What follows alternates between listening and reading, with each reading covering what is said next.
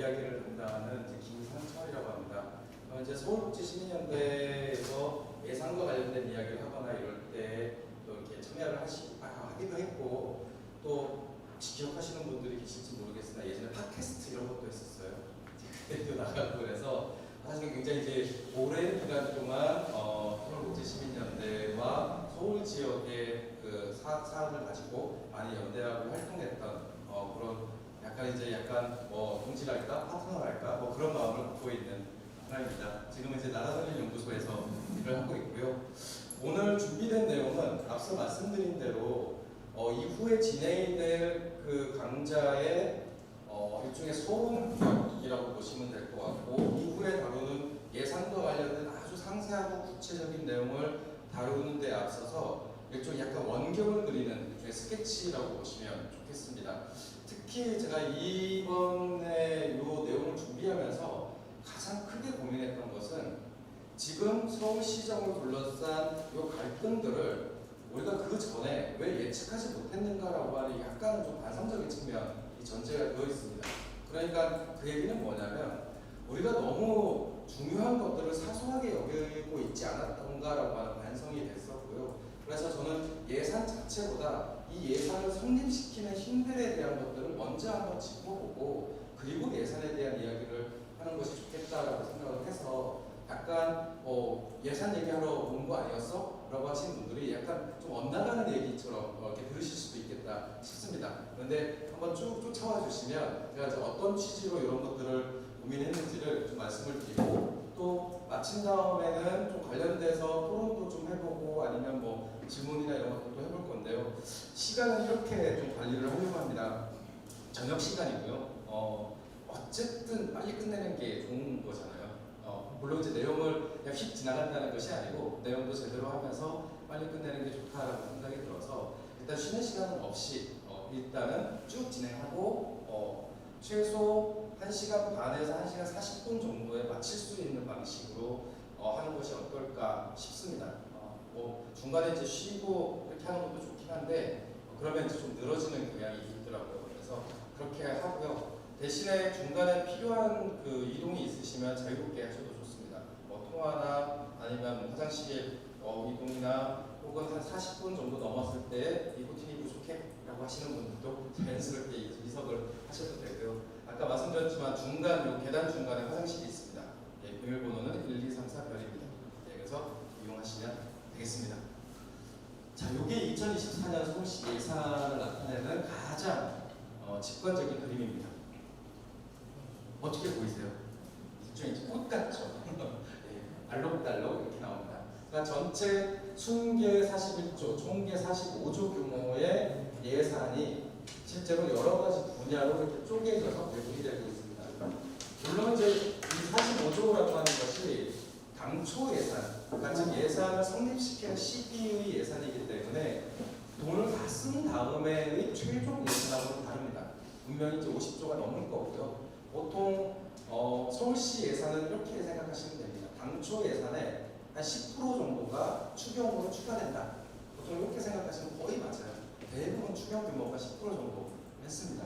그러니까 올해도 아마 총기 기준으로 15조가 당초 예산이면 못해도 한 4조 5천억 정도 혹은 4조 정도가 추경이 되겠구나 라고 예측을 하시면 돼요.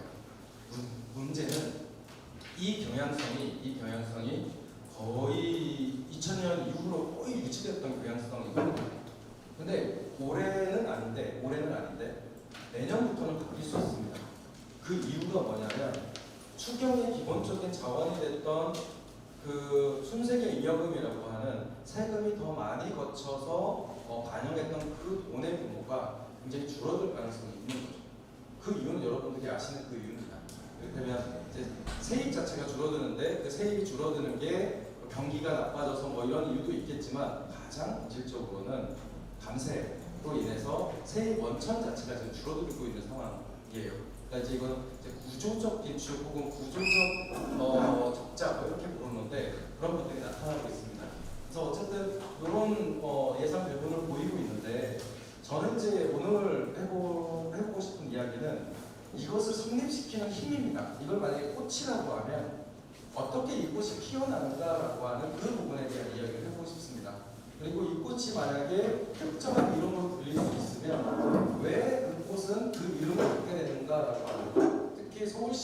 있지만 지금은 약자와의 동행 이런 것들을 강조하는 예산으로 불려지고 있죠. 그럼 이제 그런 것들이 왜 그렇게 불려지게 됐는가 라고 하는 것을 한번 살펴보려고 합니다. 그래서 이 세부적인 사항에 대해서는 이후에 강좌에서 다룰 것 같습니다. 특히 39.2%라고 하는 걸 차지하고 있는 사회복지 사업의 경우에는 이렇게 볼 것 같고요. 전반적인 이제 경향성을 살펴보려고 하는데 이 경향성을 살펴볼 때 가장 도움이 되는 자료가 이 재정 공시라고 하는 자료입니다. 이제 재정 공시 자료가 가장 좋은 것은 포맷이 정해져 있습니다. 포맷이 정해져 있다라고 하는 것의 가장 중요한 의미는 비교가 가능하다라고 하는 거죠. 근데 일반적으로 행정에서 생산하는 여러 가지 자료들이 때때로 숫자가 계속 바뀌는 경우가 있어요. 그 분류 체계가 바뀌어서 이게 시계열 분석이 굉장히 어려운데 특히 예산이 그렇거든요. 예산이 실제로 숫자가 맨날 바뀌는 것 같아요. 그래서 어느 보고서 혹은 어떤 문서를 볼 때는 이거였는데 또 다른 거 보면 또 숫자가 바뀌어 있고 그렇습니다. 근데 유일하게 정돈된 포맷에 맞춰서 작성하는 게 이 재정 공시라고 하는 자료입니다. 그 이유가 있어요. 왜 정돈된 형태로밖에 못하냐? 왜냐하면 이 빈칸을 다 지우고 행정안전부가 딱 내렸습니다. 그럼 담당 공무원은 뭘 하냐? 저 빈칸을 채우는 방식으로 일을 합니다. 그러니까 창조적으로 빈칸을 새로 만들고 그러지 않아요. 그러니까 매년 똑같은 포맷을 내려주면 거기에 빈칸을 채우는 방식으로 이 재정공시 자료가 만들어지기 때문에 이 시계열 자료로서는 굉장히 의미가 있습니다. 그래서 이제 이렇게 비교를 해보는 거죠. 서울시의 재정 상황이 어떻게 바뀌고 있나라고 하는 걸 보고 볼 수 있는 건데요. 재정 자립도 같은 경우는 한 2포인트 정도 떨어졌는데 이게 그렇게 결정적이진 않습니다. 왜냐하면 이만큼 재정 자립도가 높은 데가 별로 없어요. 특히 기초지자체의 예산을 좀 보신 분들은 아실 텐데 재정 자립도하고 재정 자주도 사이에 못해도 30-40% 정도의 차이가 나야 됩니다. 왜냐하면 그 사이에 그게 뭐냐면 나라에서 그러니까 중앙정부가 주는 국토보조금, 그 교부금이 그걸 차지하고 있는 거거든요. 근데 서울시는 자립도하고 자주도가 거의 차이가 없잖아요. 그 얘기는 뭐냐? 중앙정부의 교부금을 받지 않는 단체여서 그렇습니다. 그러니까 서울시는 재정 자립도가 높기 때문에 다른 지자체가 받는 지방 교부금을 거의 받지 않아서 자립도가 곧 자주도인 상황을 보여줍니다. 그러니까 얼마나 자율성이 높겠습니까? 이게 돈을 남에게 받으면 자율성이 떨어지거든요. 근데 서울시는 자율성이 굉장히 높습니다. 이 재정구조만 봐도 알 수 있죠. 그리고 사회복지 예산 비중이 커집니다. 그리고 자체사업 비중의 50% 정도를 유지하고 있고요. 보조사업 비중도 커집니다. 그리고 인건비 비중도 커집니다. 중요한 건 이게 이제 다 커지는 것처럼 보인다는 거잖아요. 근데 이게 당연한 겁니다. 왜냐하면 예산은 계속 규모가 커지고 있거든요. 그러니까 예산은 순증하려고 하는 속성이 있습니다. 그래서 이렇게 커지는 비율이 있는데 중요한 건 이런 겁니다. 사회복지 분야가 40%다라고 했을 때 실제로 2022년 기준으로 2024년에 4% 정도가 높아졌다라고 했을 때 이게 복지 예산의 증액으로 볼 수 있느냐라고 하는 부분에 대한 판단이 내려져야 됩니다. 그러니까 숫자로 놓고 보면 총액이 늘어났으니까 늘어났다고 볼 수 있겠죠. 하지만 그 안에 상당수는 다 자연 증가분입니다. 대부분 다 자연 증가분에 가깝습니다. 그러니까 실제로 우리가 얼만큼 예산이 늘어났냐라고 봤을 때는 총액 기준으로 보기도 하지만 그것보다 더 자세히 보려면 증가의 사유를 살펴봐야 되는 것들이 있습니다. 그건 아마 이후에 그 사회복지 예산을 볼 때 이렇게 알 수 있을 거고요. 근데 이제 이 전반적인 경향에서 볼 수 있는 가장 중요한 특징은 서울시의 재정 구조는 2022년에서 2024년까지 올 때 크게 변동이 없다라고 하는 게 사실 이게 보여주는 겁니다. 근데 이 지표가 우리가 알고 있는 현재 상황과 맞지 않아요. 왜냐하면 지금 난리가 났잖아요. 막 뭐가 없어지고 뭐가 폐지되고 뭐 이런 식으로 난리가 났는데 재정에서 보여주는 숫자로는 사실은 재정의 구조적 특징은 별로 바뀐 게 별로 없습니다. 그러니까 도대체 이 밖은 이렇게 소란스러운데 왜 이 구조 자체는 크게 차이가 안 보이지? 라고 하는 것이 사실 오늘 제가 이야기를 할 부분입니다. 그것에 있는 첫 번째 단서는 저는 예산으로 가는 그 예산을 다루기 전에 그 예산을 성립시키는 힘에 대해서 두 가지 정도를 봐야 된다고 생각합니다. 하나는 조례라고 하는 힘이 있고 또 하나는 정책이라고 하는 힘이 있습니다. 그러니까 이 조례나 내지 정책이라고 하는 힘이 숫자로 표현되는 예산이라고 하는 것을 떠받치고 있거든요. 그래서 제가 아까 시작하기 전에 말씀드렸듯이 우리가 굉장히 중요한 것인데도 어떤 면에서는 그걸 사소하게 여겼기 때문에 지금 이런 상황에 봉착한 것이 아닐까라고 하는 반성을 하고 있다고 말씀을 드렸는데 대표적인 게 이런 겁니다. 조례와 정책에 대한 고민을 좀 더 진지하게 했어야 됐다. 왜냐하면 조례 없이 정책이 만들어질 수 있다고 생각했을 때도 있었고 그리고 정책이라고 하는 것이 제도화되기 이전에도 여러 가지 시범적 사업으로 뭔가가 시작되면 그것이 없애기 되게 힘들 거야 라고 하는 생각을 했던 것 같습니다. 근데 우리가 경험적으로 지금 확인하고 있는 건 그렇게 허약하게 해서는 너무 손쉽게 사라진다 라고 하는 걸 보고 있는 것이죠. 그래서 사실 이 예산을 성립시키는 두 가지 힘으로서 조례하고 정책이라는 것을 한번 보자 생각을 했습니다. 우리나라의 조례 같은 경우는 소위 이제 일반적으로 미국에서 얘기되는 홈룰이라고 부르는 규칙하고 조금 굉장히 속성이 다릅니다. 그러니까 우리나라를 제외한 외국에서 자치법규의 의미는요 규약에 좀 가깝습니다. 규약에 가깝습니다. 그 얘기는 뭐냐면 저 홈룰이라고 하는 것을 만들 때 웬만한 것들은 다 만들 수 있습니다. 근데 웬만한 것들을 다 만들 수 있는 이유는 뭐냐면 저기에 접촉되는 사람들이 다 합의를 했기 때문에 만들 수 있는 겁니다. 이를테면 저 미국식 홈룰에 가장 부합되는 것이 어떤 거냐면 우리나라로 치면 아파트 입주자 대표자 회의가 만드는 아파트 관리 규약 같은 게 있습니다. 우리나라에서 그 아파트 관리 규약을 어느 정도까지 인정을 해주냐면요 법에는 없는 규제를 넣어도 인정을 해줍니다. 이를테면 여기가 현행도로로 사용되더라도 그 출입을 막을 수 있습니다. 아파트 규약으로 막을 수 있습니다. 그게 아파트 규약이 우선하는 방식으로 법원에서 판결이 나옵니다. 왜냐하면 그 이해관계 집단이 그것을 약속했기 때문에 그렇습니다. 더 나아가면 어떤 것도 가능하냐면 특정한 조건에 맞지 않는 입주자를 받아들이지 않는 것도 가능합니다. 실제로 그렇습니다. 그러니까 이런 것들이 가능한 거는 소위 말하는 이제 미국식 룰은 그런 식으로 작동을 하는 경우가 되게 많습니다. 그런데 우리나라의 조례는 그것하고 좀 달라요. 우리나라의 조례는 대부분 사람들에게 뭔가 의무를 부과하거나 뭐 이렇게 하는 방식이 아니고 행정 스스로 내가 이렇게 할 거야 라고 하는 근거를 마련하기 위해서 조례를 활용하는 경우가 훨씬 더 많습니다. 그러니까 이거는 행정적 목적에 의해서 수립되는 경우가 훨씬 더 많다는 거죠.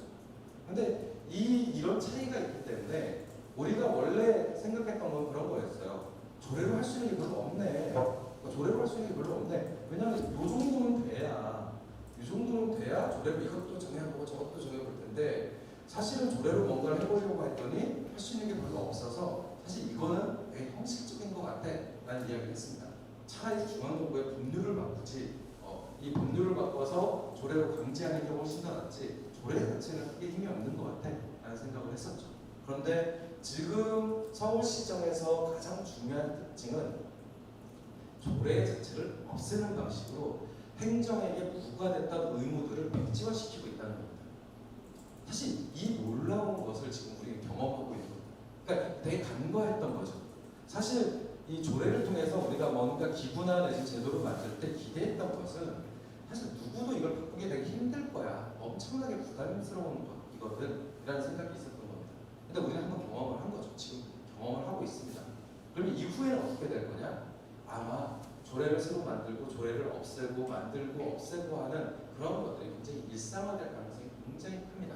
그러니까 이 조례라고 하는 수단이 캐비넷에서 잠자고 있던 어떤 문서에서 정말 사람 움직이는 어떤 걸로 등장하고 있다라고 하는 걸 볼 수 있고요.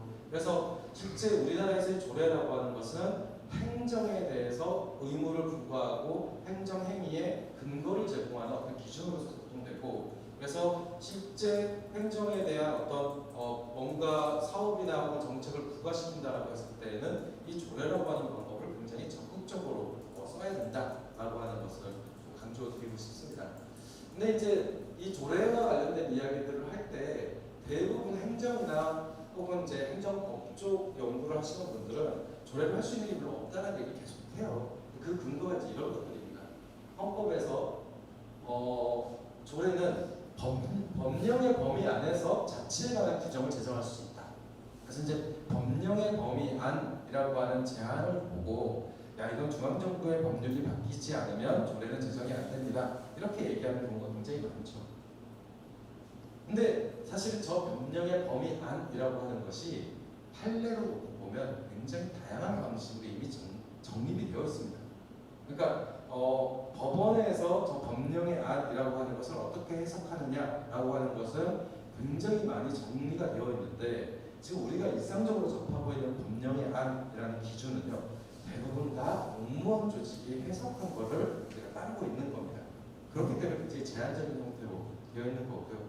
그리고 특히 이게 지방자치법으로 내려오면서 주민의 권리 제한 및 의무 부과에 대한 사항이나 벌칙을 정할 때에는 법률에 위임이 있어야 된다라고 하는 단서 조항까지 포함이 되면서 사실은 시민들에게 뭔가가 부과되는 것들조차도 법이 없으면 불가능한 것처럼 이렇게 인식이 됩니다. 근데 이것에 대한 가장 강력한 판례가 있어요. 버스에 음료수 컵을 들고 다니면 조례 위반입니다. 그건 아시죠? 근데 지하철을 그렇게 타는 거는 법률 조례 위반일까요? 아닐까요? 아닙니다. 그 조례는 버스 조례에만 들어가 있습니다. 그 조항은. 왜 그러냐? 그 조례가 그걸 만들 때 근거로 삼은 게 뭐냐면요. 버스 운송 사업의 규약을 근거로 해서 만들었습니다. 그러니까 버스 사업을 할 때 안전하게 운행해야 되는 규약을 만들도록 법에서 위임이 되어 있고 사업자 조합이 버스를 안전하게 운행하기 위한 규약을 만들었고 그 규약에는 승객에 대한 제한을 할 수 있는 내용이 그 안에 있었던 겁니다. 그러니까 그 규약을 근거로 해서 버스에는 음료를 그 잔을 못 들고 가도록 이렇게 조례를 만들 수 있습니다. 지하철은 왜 안 되냐? 지하철은 그런 규약이 없거든요.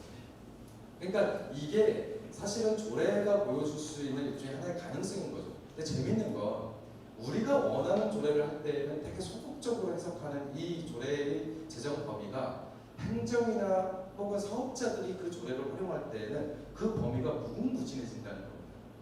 그러니까 이게 이제 일종의 힘의 차이에서 나타나는 것이죠. 이를테면 공유재산의 임대기간, 그러니까 임차기간이 보통 뭐 공유재산법이나 혹은 그 국유재산법 이런 것들을 따지면 길어봤자 10년에서 20년이 최장이거든요. 근데 또 우리가 민간에서 이거 하려고 그러면 3년 뭐 이렇게 제약이 되게 많아요. 근데 서울시에서 지금 민간에게 제공한 가장 긴 공유재산의 임차기간이 몇 년인지 아세요? 대략 한번 찍어보십시오. 몇 년일 것 같습니다. 99년짜리가 있습니다.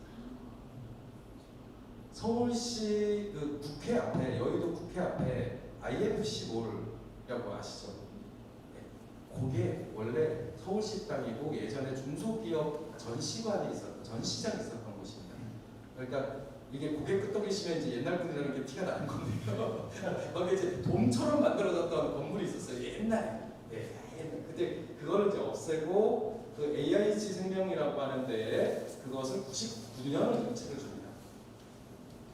근데 이게 현행법 위반이냐? 아니에요. 할 수 있는 겁니다. 근데 그쪽은 99년까지 임차가 가능한데 그 외에 다른 민간, 특히 비영리 섹터에서는 그런 식으로 한 적이 없습니다. 그러니까 그런 것들이 뭐냐면 지방자치단체의 자치행정 권한이라고 하는 것이 굉장히 차별적으로 적용되고 있고 특히 이 조례를 제정하는 범위와 관련돼서는 그런 경향이 더 심하다라고 하는 것이 중요한 부분입니다. 그래서 저는 요즘에는 제 생각이 뭘로 바뀌었냐면요.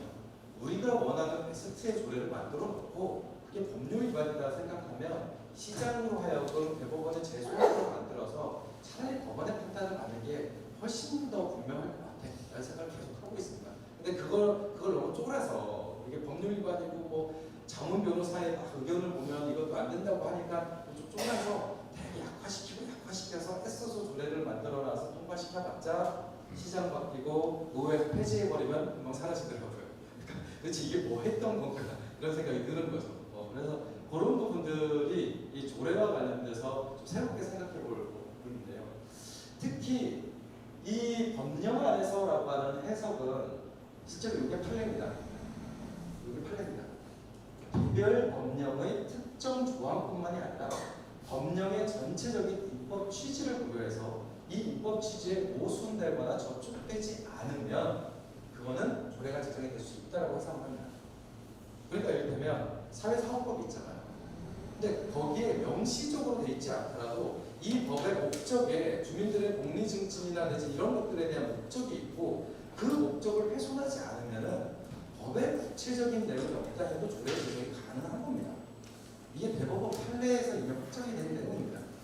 그런데 이 부분을 행정기관들은 따르지 않습니다. 왜냐? 이렇게 하게 되면 너무 많은 일들이 나한테 올 수 있습니다. 그러니까 이것을 확인할 수 있는 유일한 방법은 뭐냐?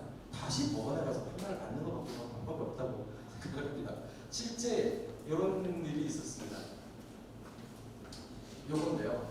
여기 이제 1997년 겁니다.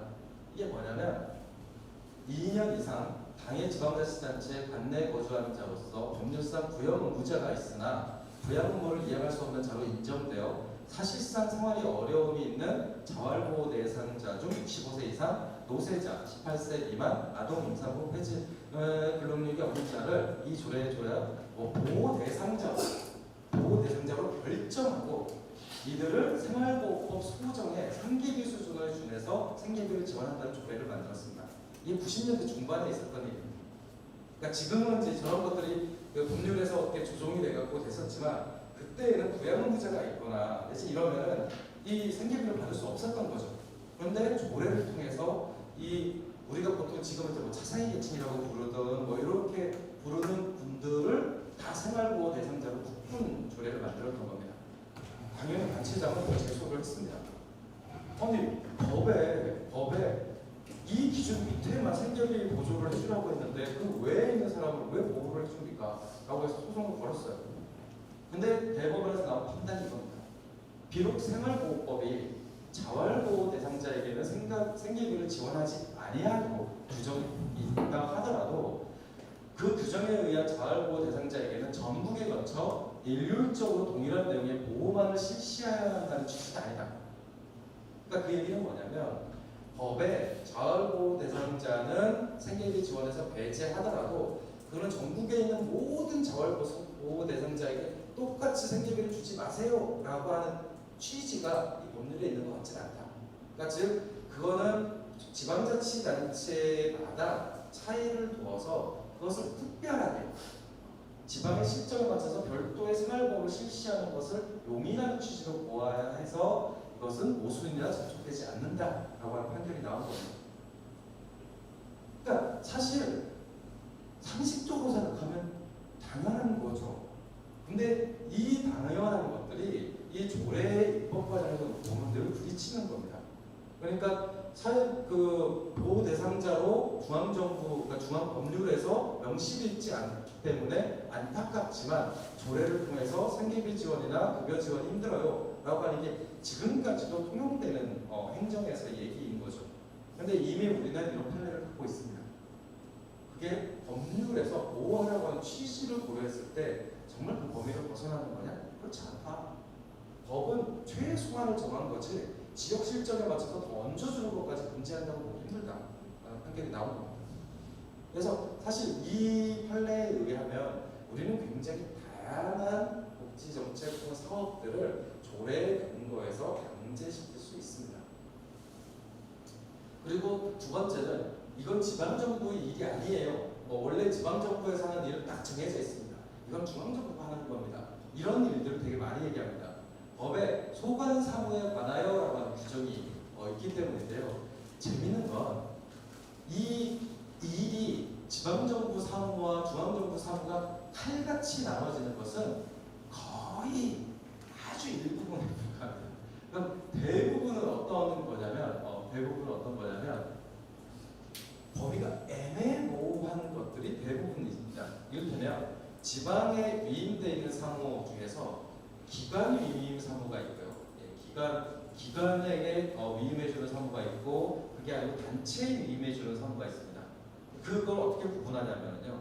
중앙정부 법률에 지방자치단체의 장으로 하여금 이거는 기관 위임입니다. 이건 시키는 대로 똑같이 해야 돼요. 왜냐하면 이 단체 장이 중앙정부 부처의 일원으로서 그걸 하는 겁니다. 그러니까 대행자로서 하는 역할입니다. 그런데 지방자치단체는 혹은 지방단체로 하여금 해서 단체가 명시되어 있으면 그거는 그 단체가 재량권을 갖고 있습니다. 이를테면 그 사업에 대해서는 지방의회가 예산 심의권도 갖고 있습니다. 그러니까 그 얘기는 뭐냐면 단체 위임 사무와 관련돼서는 조례 입법의 범위에 해당된다라고 볼 수 있는 겁니다. 그런데 기본적으로 단체 위임이나 기관 위임이나 상관없이 중앙정부에서 위임된 사무에 대해서는 조례로 정할 수 없다라는 식으로 해석하는 것이 이제까지 일반적인 부분이었죠. 그러니까 사실 이런 것들이 우리가 스스로 자치입법권이라고 하는 것에 대한 힘을 되게 과소평가하게 하는 이유가 됐던 것 같습니다.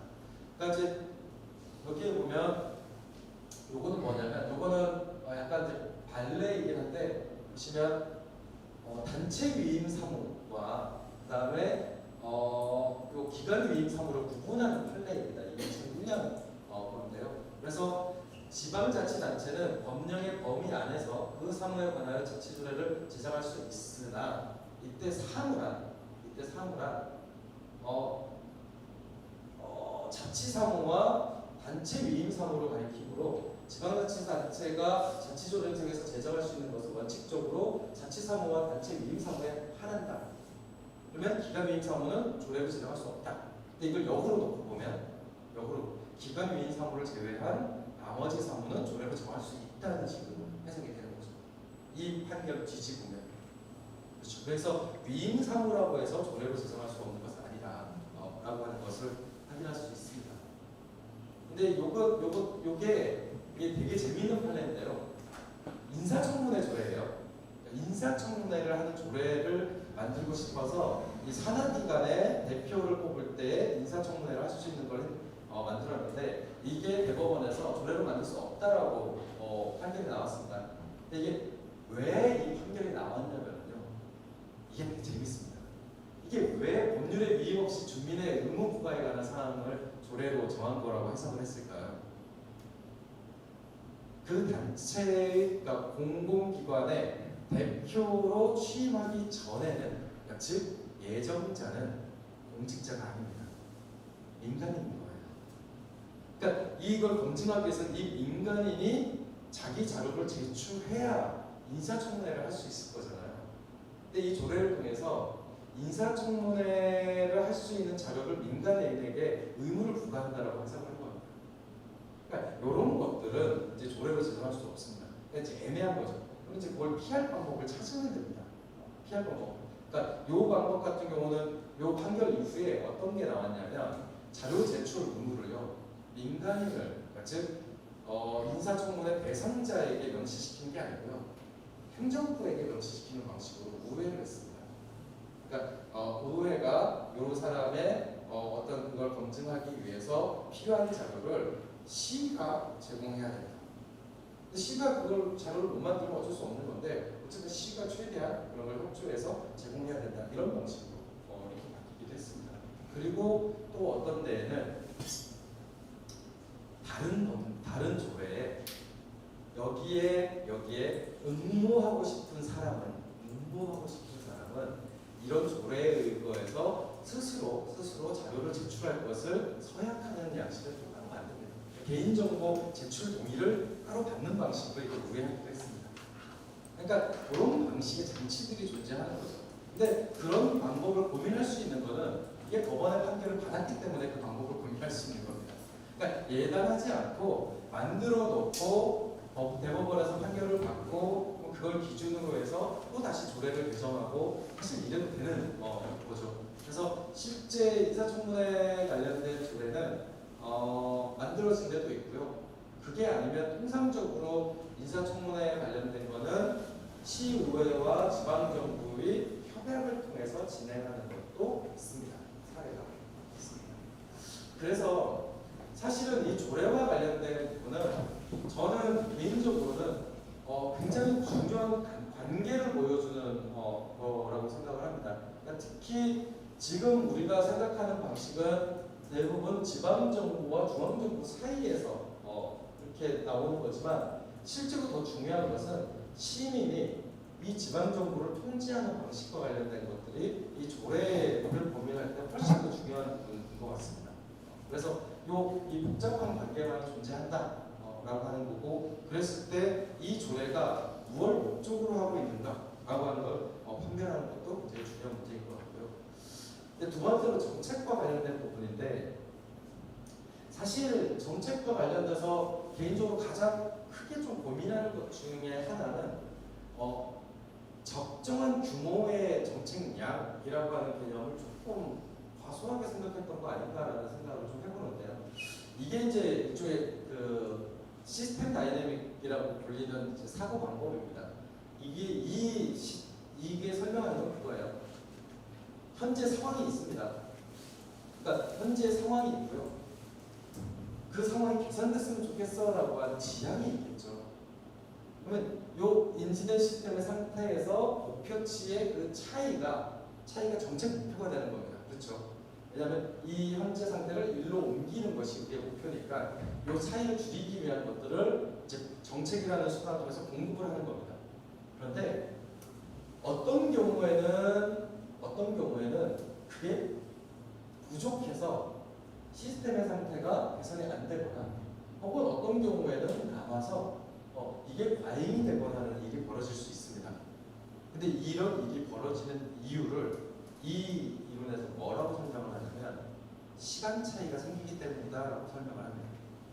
그러니까 문제를 인지하고 그 문제를 해결하기 위해서 정책을 만들고 그것을 준비해갖고 패키지화해서 정책을 내려보내는 과정이 못해도 지방자치단체의 그 과정에서 놓고 보면 2년에서 3년 정도의 주기가 필요합니다. 그러니까 애당초 문제를 인식했던 시기하고 그것의 처방으로서 정책이 시행되는 시기에는 못해도 2년 정도의 시간이 흐른다는 거죠. 그럼 당연히 이 사이에는 시간이 별로 없다고요? 알겠습니다. 길게 하지 말라고 사인해 주십니다. 네, 그래서 그렇게 그래서 이 정책이라고 하는 것은 어쩔 수 없이 부족하거나 넘칠 수 있다라고 하는 것을 생각을 해야 됐던 것 같고, 제가 이제 고민하는 건 이런 거죠. 애초에 요거는 넘치도록 일단 쏴주는 게 중요해. 그래서 나중에 줄이자라고 판단을 하든지, 아니면 적게라도 보내서 이것을 이후에 점증적으로 높이는 게 필요해라고 하는 판단을 했어야 되는데, 그게 아니라 정확하게 하려고 하다 보니까 이 시간적인 딜레이가 더 많이 생긴 것 같아요. 그러니까 우리가 뭔가 결정을 하고 빨리 이걸 뭔가 시작을 했을 때 계속 이 정책 수립 과정에 대한 시간에 너무 공을 들이다 보니까 어차피 그렇게 공을 들여도 빵꾸가 날 수밖에 없는데, 지나치게 이 정책 과정을 길게 잡았던 게 아닌가 그런 고민이 좀 있습니다. 실제로 정책이라고 하는 거는 그런 식의 시차거든요. 요거는 제가 설명을 드리고 싶은 게 이겁니다. 어차피 정책이라고 하는 거는 이 문제들을 해결하는 수단이거든요. 근데 이제 그걸 하는 수단이 되게 복수가 있을 수 있습니다. 직접 하는 방법도 있을 수 있고, 지방정부를 통해서 하는 방법도 있고, 지원조직을 통해서 하는 방법도 있을 겁니다. 근데 이게 보정된 거냐? 그렇지 않다는 거죠. 사실은 여기서의 핵심은 문제를 해결하는 것이기 때문에 이 경로를 바꿀 수도 있고, 이 경로로 바꿀 수도 있다라고 하는 유연함에 대한 고민을 했었어야 됐다라고 생각을 합니다. 근데 이게 한번 이 경로 보전성이 생기면 그걸 바꾸기가 되게 힘들기 때문에 이 기존에 있는 경로를 내버려 두고 그 위에 덧붙이는 방식으로 정책이나 사업을 고민을 하다 보니까 결국에는 이게 뭐가 되냐면, 이 문제의 해결 국면으로 가게 되면 다른 약들이 처방이 되고 있는 것들이 발견이 되는 겁니다. 근데 고민을 해보면, 그러니까 회고를 해보면 그게 그 논쟁이나 내지 토론이라고 하는 것들을 잘 못해서 그런 것 같아요. 그러니까 이미 형성되어 있는 것들을 건드리기가 불편하니까 아예 다른 전달 체계의 경로를 만들어서 더 씌워보고 더 씌워보는 방식으로 했던 활동이 아닌가 싶은데 대표적인 게 이제 그런 거죠. 마을 만들기 사업을 경유해서 했던 여러 가지 돌봄 사업이라든지 이런 것들이 사실은 마을 공동체 사업이 완전히 사라지면서 완전히 쫙 빠지게 되는 것들이 있잖아요. 뭐 이를테면 착동도 비슷한 것 같은데 사실은 그런 사업들이 갖고 있는 굉장히 중요한 성과들이 지금 행정안에 거의 남지 않는 게 저는 되게 이상한 일인 것 같아요. 왜냐하면 그 사람들이 열심히 돌아다니면서 찾아봤던 어떤 여러 가지 그 현장의 일들이 있을 텐데 갑자기 그 일자리가 사라지면서 이렇게 했던 것들이 이 경로와 관련된 고민들을 잘 못해서 그런 것이 아닐까라는 생각이 들긴 했습니다. 근데 이것도 이제 정책이나 이런 것들을 고민할 때 수 있는 부분이고요. 그래서 기본적으로 정책이라고 하는 것과 앞서서 이제 조례라고 하는 것을 저는 궁극적으로 요 말을 통해서 좀 설명을 드리고 싶은데요.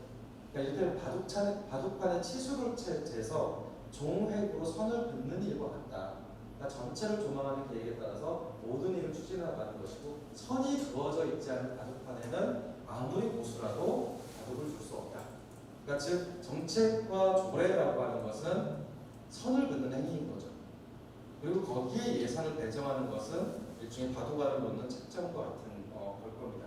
그런데 이 선이 잘못 그이면 아무리 바둑알이 많아도 놓을 수 있는 데가 없는 겁니다. 그러니까 그런 면에서 예산을 성립시키는 힘으로서 조례나 내지 정책이라고 하는 것들을 좀 더 전향적으로 고민해야 되는 시기인 것 같다라는 이야기를 드리고 싶었고요. 예산 분석과 관련돼서는 이제 제가 앞서서 말씀드렸지만 우리 동가선생님 오기 전에 말씀드릴 게 뭐냐면 뒤에 상세한 것들을 다룰 거다. 2강 이후부터. 지금은 이쪽에 스케치로 봐주시면 좋겠다. 그래서 조금 큰 이야기 중심으로 준비를 했다라고 말씀을 드렸고요. 그리고 1시간 10분 정도 그냥 쉬는 시간 없이 진행하기로 했는데 괜찮죠? 네. 그리고 나서 질문을 하고 가장 첫 번째는 비유와 관련된 건데요. 예산이나 재정을 다룰 때 가정경제, 즉 가계의 일하고요, 기업의 일을 하고 비교해서 안 됩니다. 완전히 속성이 완전히 다릅니다. 그러니까 저 책에 어떤 비유가 나오냐면요, 그 얘기가 나와요. 기업은 장사가 잘 안 되는 걸 접어야 된다고 나옵니다. 당연하죠. 그렇죠. 장사 안 되는 거 계속 하면 그건 뭐 기업의 그 이윤을 줄이게 되는 거고 생존을 어렵게 만들 수도 있는 거죠. 그러면 나라는, 그러니까 국가는 장사가 안 되는 걸 안 해야 되느냐 질문을 합니다. 대표적인 게 농사입니다. 그러니까 농업은 어느 국가든 간에 중요하게 수입이 나는 산업이 아니에요. 그러면 그걸 없애야 되겠네요. 만약에 기업과 같은 논리라면. 근데 그게 아니다라고 하는 거를 설명합니다. 그러니까 이 국가의 이익이라고 하는 것은 기업이나 가정경제와 같은 것과 비교되어서는 안 된다. 전혀 다른 독특한 이 규칙을 갖고 있다라고 설명을 하고 있고요. 가계와 관련된 비유에서 가장 결정적인 건 이런 거죠. 우리 집안살림의 경우에는 아끼면은 그 아끼는 돈은 내 돈입니다. 그렇죠? 근데 정부가 아끼잖아요. 그럼 그 손해는 시민들한테 갑니다. 이게 굉장히 독특한 부분인데 왜 그러냐면요.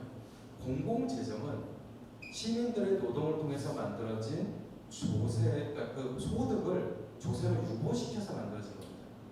이를테면 내가 100만 원을 버는데 10만 원을 세금으로 내서 10만 원이 재정으로 들어가는 거거든요. 근데 국가가 이 10만 원을 안 써요. 그러면 내가 민간시장 경제를 통해서 순환시킬 수 있었던 10만 원이 날아가는 겁니다. 그래서 기본적으로 국가재정의 가장 중요한 의무는 잘 써야 되는 겁니다. 아끼는 게 아니고요. 잘 써야 되는 겁니다. 그렇게 해야 시민들로부터 걷어들인 노동수익의 일부를 효과적으로 재분배하는 그래서 이 민간경제의 총량을 유지시켜줄 수 있는 겁니다. 그러니까 원리적으로 놓고 보면 국가는 생산적인 기구가 아니에요. 시민들의 소득을 가지고 와서 일을 하는 대죠. 그래서 그냥 다른 거 다 빼놓고 정말 제도적으로만 보는, 그러니까 재정을 제도적으로만 보는 사람은 그렇게 얘기를 합니다. 재정은 국민소득의 재분배, 재편성 이렇게 얘기를 합니다. 그렇죠? 우리가 걷어들인 소득을 조세로 갖고 와서 그것을 재분배하는 겁니다. 근데 여기 이 재분배를 할 때 원칙이 존재하겠죠. 내가 혼자서 벌어서 혼자 쓰는 것보다 효과가 떨어지면 굳이 조세로 요구할 필요가 없을 거예요. 그러니까 재분배를 할 때 잘해야 되는 거죠. 그래서 재분배 원칙이 있어야 됩니다. 이럴 때면 그게 사회적 형평성을 높인다. 우리 전체의 국민, 국가 전체의 편익을 높인다. 개인이 해결할 수 없는 문제를 해결한다.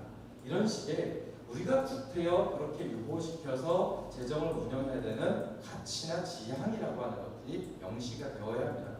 그렇게 해야 이 재정을 통한 국가가 성립이 될 수 있는 거거든요. 그러니까 이제 이 원칙이 굉장히 중요합니다. 특히 이 원칙이 중요한 이유는 21세기 이후부터 거의 대부분의 국가들이 이제 긴축재정이라고 하는 원칙을 사용하고 있기 때문인데요. 흥미롭게도 21세기 이후에 긴축을 이야기하는 정부는 작은 정부가 아닙니다. 그러니까 이게 고전적인 의미에서의 긴축은 정부의 기능을 줄이는 방식으로 접근하는 것이 이 긴축론의 가장 고전적인 형태거든요. 근데 21세기 긴축은 그게 아니에요. 그러니까 21세기 긴축은 이 재분배의 원칙을 원점에서 다시 가는 겁니다. 어떤 방식으로 가냐면 개개인이 해결할 수 있는 문제를 국가가 해결하는 방식으로 하지 않고 국가는 간접적으로 개인의 문제를 해결한다라고 하는 약간 이선으로 후퇴하는 방식으로 가는 겁니다. 그러면 이 국가는 뭐 하냐? 일종의 경제를 발전시키고 일자리를 만들고 이렇게 하면서 이 개개인이 경제적으로 자립할 수 있도록 지원해주는 방식으로 뒤로 빠지는 거죠. 그럼 이 빈자리를 누가 하느냐? 사회가 하는 겁니다. 사회가 한다라고 얘기합니다. 그래서 기본적으로 이 부분이 소위 이제 사회 부분에서의 시장화라고 하는 것이 나타난 게 21세기의 국가에서 나타나는 공통적인 특징 중에 하나입니다. 그러니까 그 전에 뭐 복지국가가 아니다 하더라도 소위 사회 영역이라고 하는 것은 시장 영역과 분리되어 있는 어떤 영역이라고 하는 상이 있었거든요. 근데 21세기 들어서는 그게 거의 사라졌습니다. 그게 이제 소위 긴축이라고 불리는 것의 가장 중요한 특징 중에 하나입니다. 그리고 거기에 핵심적인 논리로 소위 성과라고 하는 것들이 들어가게 됩니다. 그러니까 그 성과라고 하는 게 단순하고 분명한 논리를 갖고 있습니다. 이를테면 이런 거죠. 저한테 1,000원이 있습니다. 배가 고픕니다. 그러면 저는 어떻게 이 1,000원을 쓰면 가장 효과적으로 배가 부를 수 있을까요? 기본적으로 여기에서 우리가 어떤 방식으로 성과를 측정하는가와 관련된 기준이 나올 수 있습니다. 그러니까 성과를 평가하는 게 안 좋다고 얘기하는 것이 아니고요. 어떤 경향성이 있냐라고 하는 건데 배가 고프다 해서 그 문제를 해결하는 방식이 배를 부르게만 만들면 된다라고 하면 그렇죠? 그러면 이 1,000원을 가지고 맹물을 먹여도 됩니다. 그렇죠? 배가 부르는 게 목적이면 그러니까 즉 배가 고픈 상태를 개선하는 것에 있어서 최고의 성과 기준을 뭘로 삼을 거냐라고 했을 때 양적 기준을 삼으면 그렇게 되는 거죠. 근데 1,000원이라 하더라도 영양소가 골고루 있는 것을 중심으로 한다라고 하면 허기짐과 영양소를 공급하는 것 사이에 우선순위가 나와야 합니다. 근데 이 판단들이 21세기 들어서는 다 양적 성과라고 하는 것을 다 옮겨갔습니다. 실제로 그렇습니다. 그래서 이 예전에는 성과 평가가 없었냐? 아니 그렇진 않아요. 근데 그 기준이 되게 다양했었던 건데 그런 것들이 이제 바뀌는 거죠. 제가 이 이야기를 길게 드리는 이유가 서울시가 실제로 오세훈 시정이 들어와서 바꾼 것은 사업의 구조, 앞서 말씀드린 대로 예산의 구조가 바뀐 건 거의 없습니다. 총량이 변했냐? 아니요. 사업 구조가 크게 바뀌었냐? 아니요. 뭐만 바뀌었냐면 사업이 작동하는 원리를 바꾼 겁니다. 원리를 바꾸면 실제로 전혀 다른 사업처럼 비춰지게 만들 수 있습니다. 그러니까 그런 것들이 사실 앞서서 보여드렸던 조례나 내지 정책이라고 하는 것이 갖고 있는 힘인 거고요. 이건 이제 뭐 일반적인 내용이고, 제 예산과 관련돼서는 저는 이제 기본적으로 이 법이나 내지는 이 조례에서 정하고 있는 내용을 1차적으로 확인하는 게 중요하다고 보는 편인데요. 왜냐하면 큰 틀에서의 방향성은 다 법에 정해져 있습니다.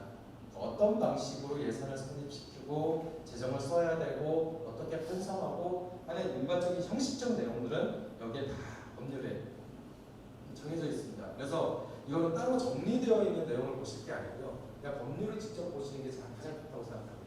예산 편성의 절차가 어떻게 됩니까? 지방재정법 보시면 지방재정법에 일자까지 다 정해서 나와요. 40일자. 뭐 6월 말까지 이렇게 나옵니다. 뭐 이를테면 이런 거죠. 지방자치단체의 각 사업부서는 내년도에 편성할 예산안을 위해서 사업 요구안을 6월 말까지 예산 총괄부서로 보내라. 이게 나옵니다. 그게 법에 명시가 되어 있어요. 그러니까 차라리 이 세부적인 사항들을 보려면 뭐죠? 결산 같은 경우도 다 정해져 있습니다. 뭐 회계가 종료된 다음에 며칠이 지나기 전까지 결산 보고서를 제출해야 된다. 그것을 반드시 홈페이지에 공개해야 한다. 뭐 이런 식의 규정이 법률에 시시콜콜하게 다 적혀 있습니다. 근데 그게 법률에 이렇게 적혀 있는 이유가 있어요. 워낙 안 지켜서.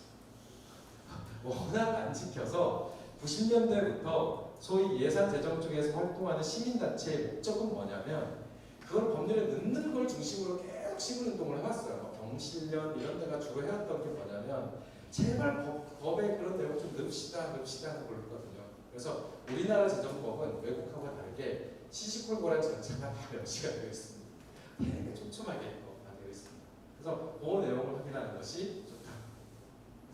여기 뭐 이런 것도 있잖아요.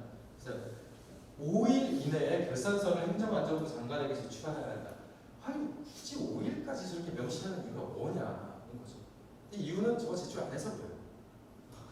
그러니까 제출하여야 한다 그러면 언제까지 제출하라는 건 없잖아요. 그래서 막 배를 째버리니까 법률에 저런 걸 계속 넣는 겁니다. 며칠 안에 뭐 이렇게 하는 거죠. 이런 내용들이 이제 법률에 있고요. 서울시 재정운영 조례를 보면 더 꼼꼼하게 되어 있습니다. 시장은 8월 10일까지 예산 요구 기간에 세부 예산 편성 지침을 줘야 됩니다. 근데 이 예산 편성 지침은 내년도 예산을 편성하는 지침으로 주는 거죠. 그리고 예산 편성 지침을 시달할 때 예산 요구 기간에 다음 연도 재원 배분 기준과 예정액을 통보할 수 있도록 되어 있습니다. 그 얘기는 뭐냐면 저 기준에 따르면 8월 10일 전에 서울시가 거기에 속해 있는 사업부서와 혹은 공공기관에 예산 편성 지침을 주면서 지금 전체 예산을 봤을 때 너네들 예산 총액은 대략 한 8천억 정도 수준에서 예산을 편성하면 좋겠어. 이런 식으로 편성 기준액을 줄 수 있다는 거죠. 그리고 더 나아가서는 구체적으로 배분 기준도 줄 수 있습니다. 어떤 걸 우선해서 예산 편성해? 라고 하는 거를 줄 수 있습니다. 그러니까 이것들을 우리가 확인을 하면 어떤 것이 가능하냐면 내년도의 예산 편성의 방향이 어떤 건지를 사전에 확인할 수 있습니다. 그러니까 2024년 8월 10일 지난 다음에 8월 11일부터 저 조례에 근거해서 야 너네가 예산 요구 기간에 준 지침하고 요 기준하고 예정액 통보한 거 있으면 그거 내놔. 이러면 그걸 통해서 실제로 내년도 예산을 서울시가 어떤 방향으로 편성할 수 있을지 미리 볼 수 있습니다. 그리고 제 경험으로 놓고 보면은요 한 번에 안 주고요 이의 신청하면 줍니다. 그러니까 꼭 한 번 할 때는 안 주더라고요. 근데 이의 신청하면 주고 그리고 의원을 통하면 더 간단하게 받을 수 있습니다.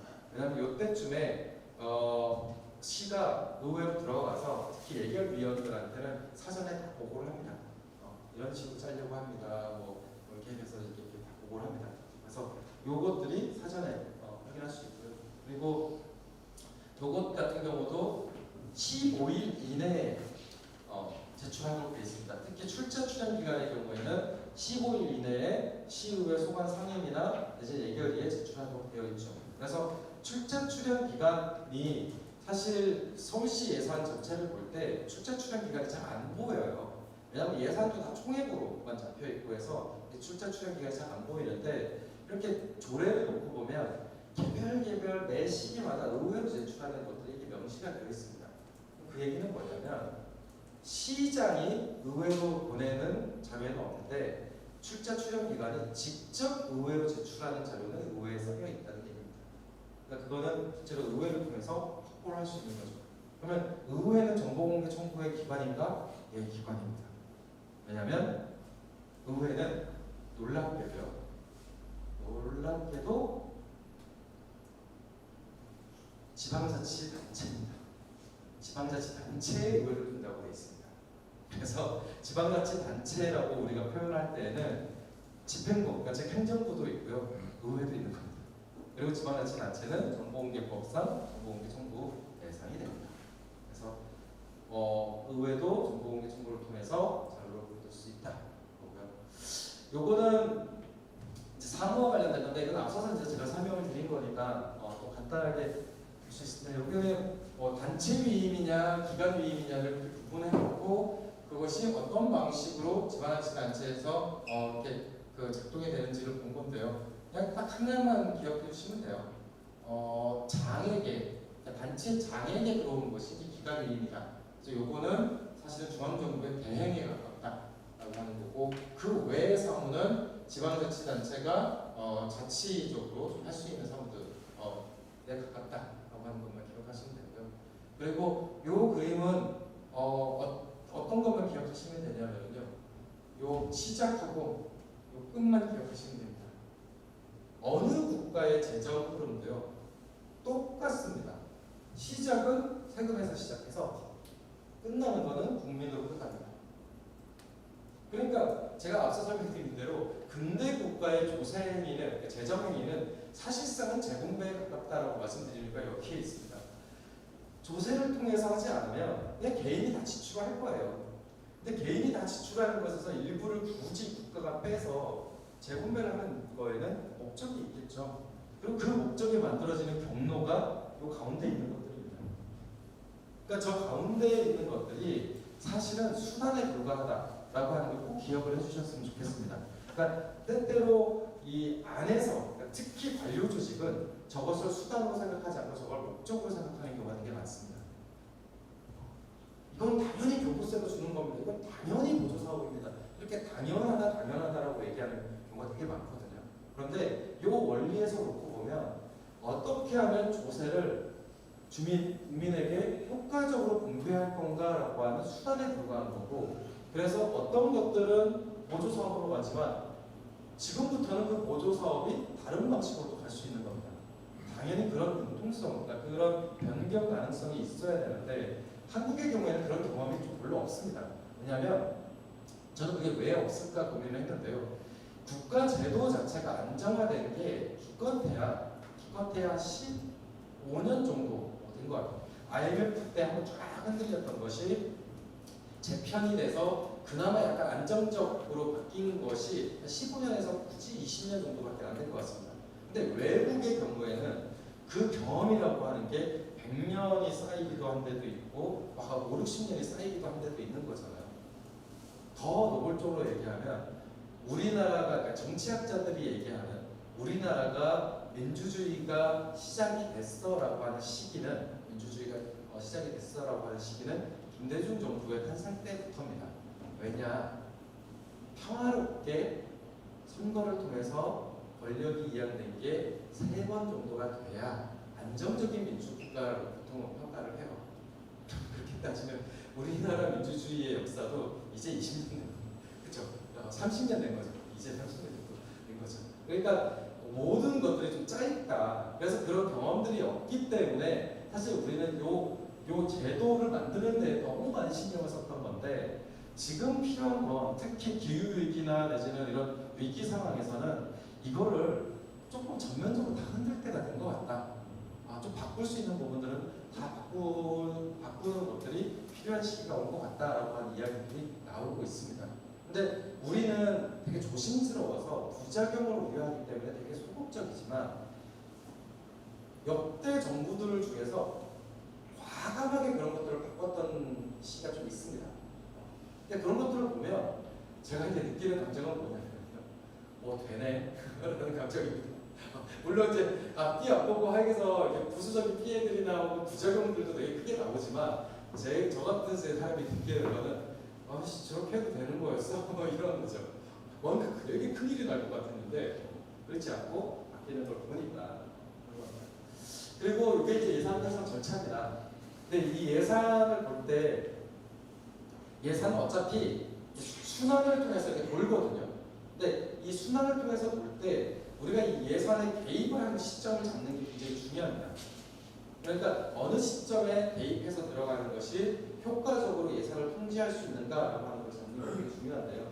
그랬을 때 이 전체적인 예산 편성의 이 순환 흐름을 살펴보는 게 좋은데요. 일단 큰 사업의 경우에는 무조건 중기지방재정계획이라는 것을 먼저 합니다. 이 중기지방재정계획이 5년짜리 계획입니다. 그러니까 지금으로부터 앞으로 5년 동안 어떤 큰 사업들을 할 건지에 대한 목록이 저게 다 나옵니다. 근데 저기 없는 사업들도 있지 않냐? 없는 사업이 있으면 예산안에 넣을 수가 없어요. 법에 중기지방재정 계획에 있는 사업만 투자 심사를 하게 되어 있고요.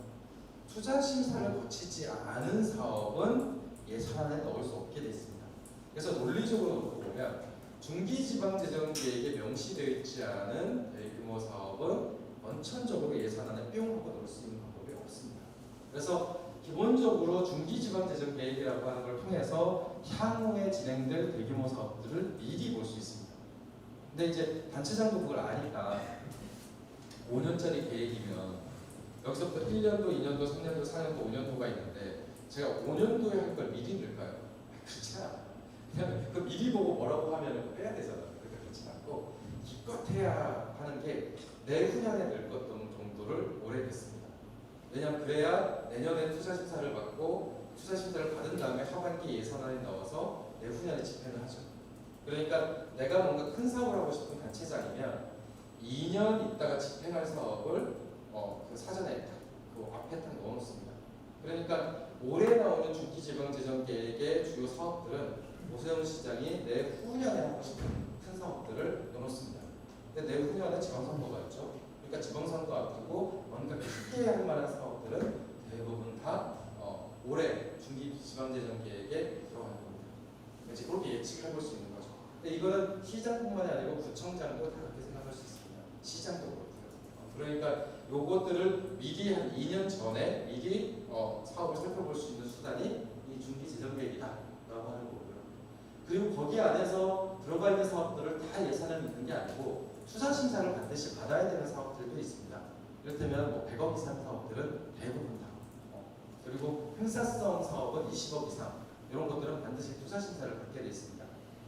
그리고 투자 심사를 받아야지만 예산안을 넣습니다. 재밌는 건 서울시도 그렇고 자치구도 그렇고요. 투자 심사 결과를 보면요. 조건부 승인이 60, 70%가 됩니다. 실제로 그냥 통과는 거의 없어요. 다 조건부거든요. 근데 더 재밌는 거는요.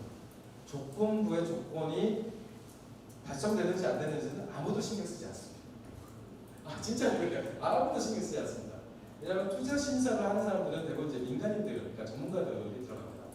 그러니까 이거 우리 시장님이 역점 사업이라서, 이거 우리 부총장님이 역점 사업이라서 그러면 대부분 거기 있는 민간인들이 조건부를 달아서 통과를 시켜줘요.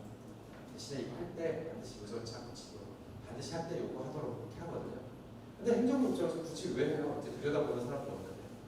그러니까 조건부 통과가 됐으니까 일단 예산안에 넣고 그냥 해버립니다. 지방부에서도 어디서도 그 조건이 충족됐는지는 거의 보지 않습니다. 근데 더 재밌는 건 투자 심사 결과는 공개해야 되는 점입니다. 그래서 실제로 공개가 되어 있습니다. 그러니까 이게 거의 방치되어 있는 거죠. 방치되어 있습니다. 아무도 이걸 보지 않습니다. 왜? 어차피 법안치 소용이 없다고 생각을 합니다. 그래서 사실 우리가 예산을 내려갈 때 가장 중요한 거는요. 집행되기 전에 막는 게 제일 중요합니다. 그러니까 몇 푼이라도 돈이 직접 쓰이기 시작하잖아요. 그러면 거기에서 되게 강력한 논리가 등장을 해요. 매몰 비용이라는 논리입니다. 그러니까 일단 매몰 비용이 발생을 하면은 어떤 논리가 압도되냐면 일단 우려되는 부분이 있다 하더라도 일단 사업을 진행시켜보고 평가해서 수정합시다라는 논리가 압도합니다. 그래서 이렇게 고개를 끄덕여서 넘어가죠. 그럼 그 다음 연도에는 뭐가 생기냐? 그런데 이걸 한 번 하고 끝내버리면 이 사업에 연결되어 있는 사람들이 피해를 보니까 일단 이것도 하면서 고쳐보자라고 또 넘어갑니다. 그러니까 이게 늘 행정에서 사업을 만들어왔던 방식입니다. 그러니까 이것을 막기 위해서는 애초에 돈 1,000원이라도 쓰기 전에 막는 것이 가장 효과적일 수밖에 없는 거죠. 그게 이제 그 수단의 중기재정계획하고 투자심사. 그래서 이것들이 사전 작업으로 굉장히 중요하다라고 하는 거고요. 그리고 나서 집행부에서 편성을 하고 의회에서 심의 의결을 하게 됩니다. 그리고 결산을 하게 되죠. 근데 이 결산 같은 경우도 사실은 이제 어떤 경향이 있냐면요. 보통 이제 결산 검사를 회계사들이 주로 하는 데가 되게 많아요. 왜냐하면 이거는 회계 결산만 하기 때문에 그렇습니다. 근데 지방자치단체의 결산은 정책 결산을 하도록 권고되고 있습니다. 그러니까 결산위원 중에는 회계사나 내지는 예산 전문가만 있는 게 아니고 주요 사업 전문가들도 있어야 합니다. 그리고 그 사례가 여수시에서 있습니다. 여수시 같은 경우는 여수시민협이라는 굉장히 강력한 지역단체가 있는데요. 아예 지역 시민사회단체에 2명 정도가 들어가더라고요. 결산위원. 그래서 이분들이 어떤 것들을 하냐면 복지사업이나 이런 거에 대한 결산에 분과장을 하시더라고요. 그러니까 이런 방식으로 아예 정책 결산이 더 중요한 부분과 관련돼서는 아예 이제 그런 평가를 할 수 있는 사람이 결산위원으로 들어가서 하는 것이 필요합니다. 근데 서울시의 경우에는 아직도 예산이나 변호사 이런 사람들이 들어가서 결산을 하고 있습니다. 근데 그것도 좀 아쉬운 부분이긴 하죠. 이게 변호사나 회계사나 하더라도 서울시 사업에 관심이 없는 사람이 들어가면 한 40일, 45일 정도 하는 결산 동안 사업을 볼 수가 없어요. 그러니까 되게 엉뚱한 결산 의견이 나옵니다. 돈을 잘못 쓴 것 같네. 돈을 너무 많이 남겼네. 이런 식의 되게 엉뚱한 얘기가 나오면 그게 이제 피해는 다른 현장에서 보게 되는 일들이 생기죠. 그런 일들이 결산 과정입니다. 그래서 이거 결산 과정도 좀 잘 만들었었어야 되는데 고민이 있고. 출연 출자 기간 공기업과 관련돼서도 사실 이게 이제 이렇게 예산 편성 기준이라고 하는 것들을 공기업은 주고요. 그러니까 공기업이 줍니다. 예산 편성 기준을. 그리고 예산 편성 지침을 출연 출자 기간에 주는데 이 공기업과 출연 기관 입장에서 이 기준과 지침은 명령입니다. 근데 원래 지침과 기준은 영어로 따지면 가이드라인이에요. 그러니까 실제로 이거는 길을 보여주는 정도인 거지 무조건 따라라가 아니거든요. 근데 우리나라는 저 지침과 기준을 어기면 감사를 받습니다. 실제로 그렇습니다. 그래서 출전 기간이나 공기업에 뭔가 개입을 하려면 사실은 공기업이나 출자 출연 기관이 직접 개입하는 것보다는 그 출자 출연 기관을 관리하는 서울시 사업부서로 두는 것이 훨씬 더 이 출자 출연 기관이나 공기업에 대한 통제를 더 쉽게 할 수 있습니다. 예산 과정도 그렇고요, 사업 과정도 그렇고 기본적으로 출자 출연 기관이나 공기업을 직접 상대하는 것보다 소관 사업부서의 업무관을 통해서 얘기하는 것이 훨씬 더 효과적이다라고 하는데 그것의 수단이 저 기준과 지침입니다. 저기 한 줄만 들어가면은 그 밑에 있는 출연 기관을 다 바꿀 수 있습니다. 대표적인 게 뭐였냐면 경영평가 기준입니다.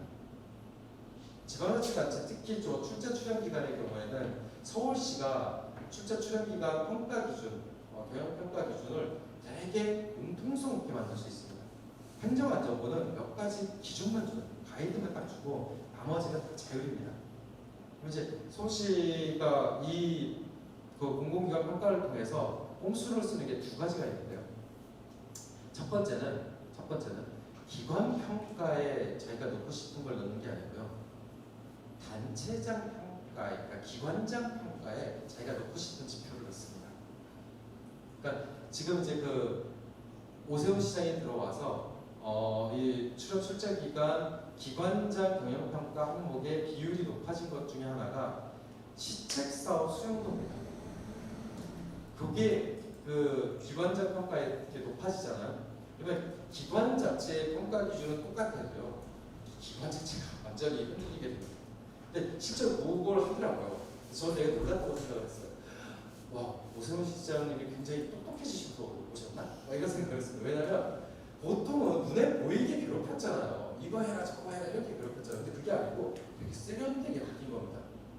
와, 이게 기관 경영평가 항목이 아니고 기관장 재임용 평가 기준에 그걸 넣어서 이걸 가지고 결정적으로 75점의 결정적인 기준으로 만들어 놓은 거죠. 그렇죠? 여기서 30점 항목을 빼버리면요, 사실은 이 기관장 평가 75점을 떨어뜨리는 거는 정말 손쉬운이죠.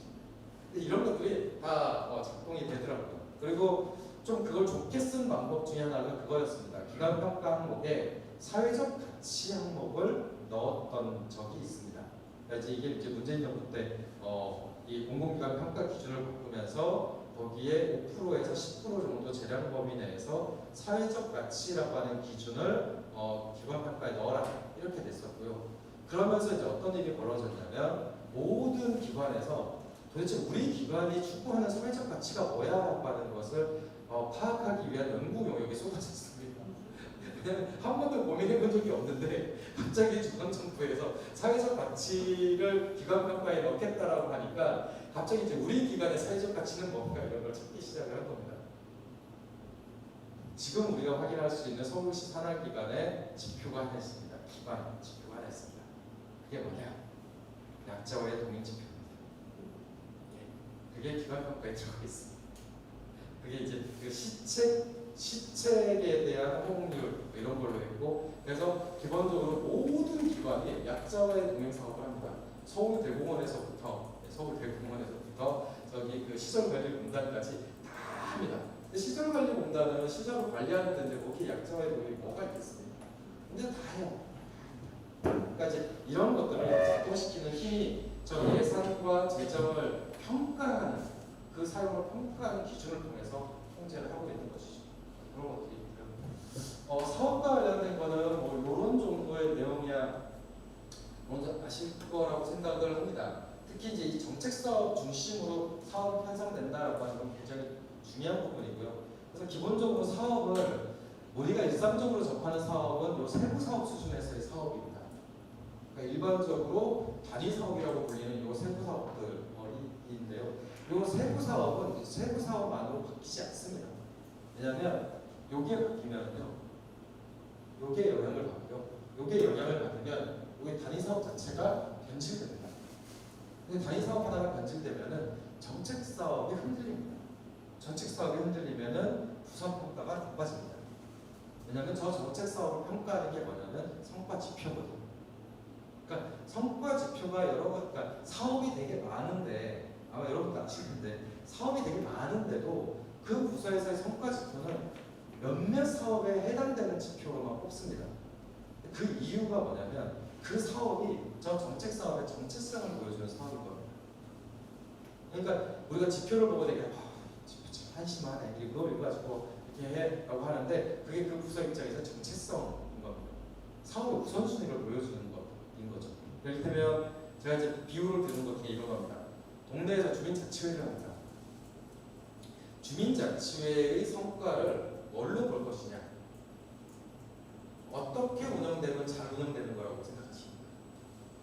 한번 예로 어떻게 운영되면 잘 운영되는 걸까요? 그러니까 정략적으로 많은 인원, 많은 횟수. 그렇죠. 그러니까 많은 인원이 참여하거나 아니면 주민자치 회의의 횟수를 통해서 얼마큼 많이 논의를 했는가를 평가를 한다고 해보죠. 실제로 이 두 가지 지표가 동시에 쓰이지 않고 구청들을 이렇게 보면 횟수 기준으로 평가하는 데가 있고 총회 참석 인원으로 연인원으로 평가하는 데가 있습니다. 그럼 만약에 연인원을 중심으로 해서 성과 지표가 만들어지면 주민자치의 활성화 사업들은 어떻게 만들어질까요? 홍보 중심으로 만들어집니다. 더 많은 사람들이 와야 되니까. 그리고 이 일회성 총회라고 하는 행사 사업비가 늘어납니다. 왜냐하면 규모 있게 그리고 거기에 사람들이 와서 즐길 거리, 먹을 거리들을 넣어줘야 된다고 생각을 하거든요. 그래서 이 총인원 중심의 주민자치회 사업은 대부분 총회의 힘이 되게 많이 들어갑니다. 그런데 횟수 중심으로 되잖아요. 그럼 횟수 중심으로 접근해 주는 거는 어떤 특징이 생기냐면 주민자치회에 갑자기 분과들이 생기기 시작합니다. 그래서 이 분과들의 이 회의 횟수들을 다 더하는 방식으로 사업을 관리하기 시작합니다. 그러니까 이 성과의 지표라고 하는 것이 궁극적으로는 사업의 집행 방법을 만들어내고 거기에 따라오는 예산의 쓰임 구조들을 다 만들어냅니다. 그러니까 이런 것들이 사실은 사업 구조 따로, 뭐 정책 따로, 혹은 뭐 이익이 아니고 이게 다 연결되어 있는 과정이 있는 것이죠. 그러니까 제가 만약에 주민자치회를 만약에 없애지는 못해도 이것을 한번 바꾸고 싶다라고 하면 어떻게 가면 되냐면 예를 들면 거기에 성과 지표를 신규 위원 비율로 잡으면 됩니다. 그럼 그게 어떤 힘으로 작동할까요? 기존 위원들이 다 누가 있거든요. 그렇죠? 신규 위원수로 하는 겁니다. 그러면 명분도 있죠. 왜냐하면 새로운 주민 리더들의 발굴들을 위해서 오래 하셨던 분들 대신에 새로운 주민자치회의 주체들을 발굴하기 위해서 우리는 이 지표를 중요하게 생각한다. 이렇게 포장하면 됩니다. 근데 그것의 효과는 기존의 주민자치회에 있던 사람들을 불가리하는 데 굉장히 도움이 됩니다. 그러면 서울시 참여예산 제도 같은 경우도 최근에 이제 조례 개정안이 됐는데 지원협의회하고 지원협의회를 없앴어요. 이 지원 기구를 없앴는데 그 명분이 뭔지 아십니까? 참여예산위원들이 직접 운영 과정에 참여하도록 하기 위해서 중간 과정을 없애는 것이 좋다라고 했습니다.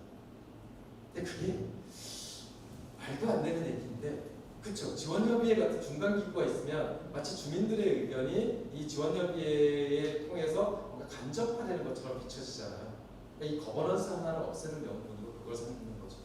그러니까 그런 방식으로 지금 오세훈 서울시정이 제일 흥미로운 부분은 바로 그 부분입니다. 사업 자체, 예산 총액 자체를 변하지 않습니다. 이것을 작동시키는 이 배경이 되는 근거들의 방향을 이렇게 트는 겁니다. 그러면 최종적으로 이 바깥의 것들이 바뀌게 됩니다. 실제 요건데요. 이게 성과 계획서를 바꾼 겁니다. 그때는 2021년에 성과 계획서를 변경한 걸 보면 이런 거죠. 도시교통실에서 주차 공유 활성화 지원 사업이 지표로 있었는데 이게 없어지고요. 그린 파킹 사업으로 바뀌었습니다. 그럼 저 효과는 뭐냐? 주차장을 더 지어주는 사업으로 바뀐 겁니다. 그린 파킹이라고 하는 그 새로운 주차장을 더 만드는 방식으로 합니다. 근데 공유 주차 활성화 때는 새로 넣는 게 아니고요. 기업이나 기관에서 관리하고 있는 공용 주차장에 소위 공유 사용을 촉진하는 방식에서 뭐 앱을 개발하거나 이런 것들을 썼습니다. 요거 하나 바뀌었는데 그렇게 나온 거고요.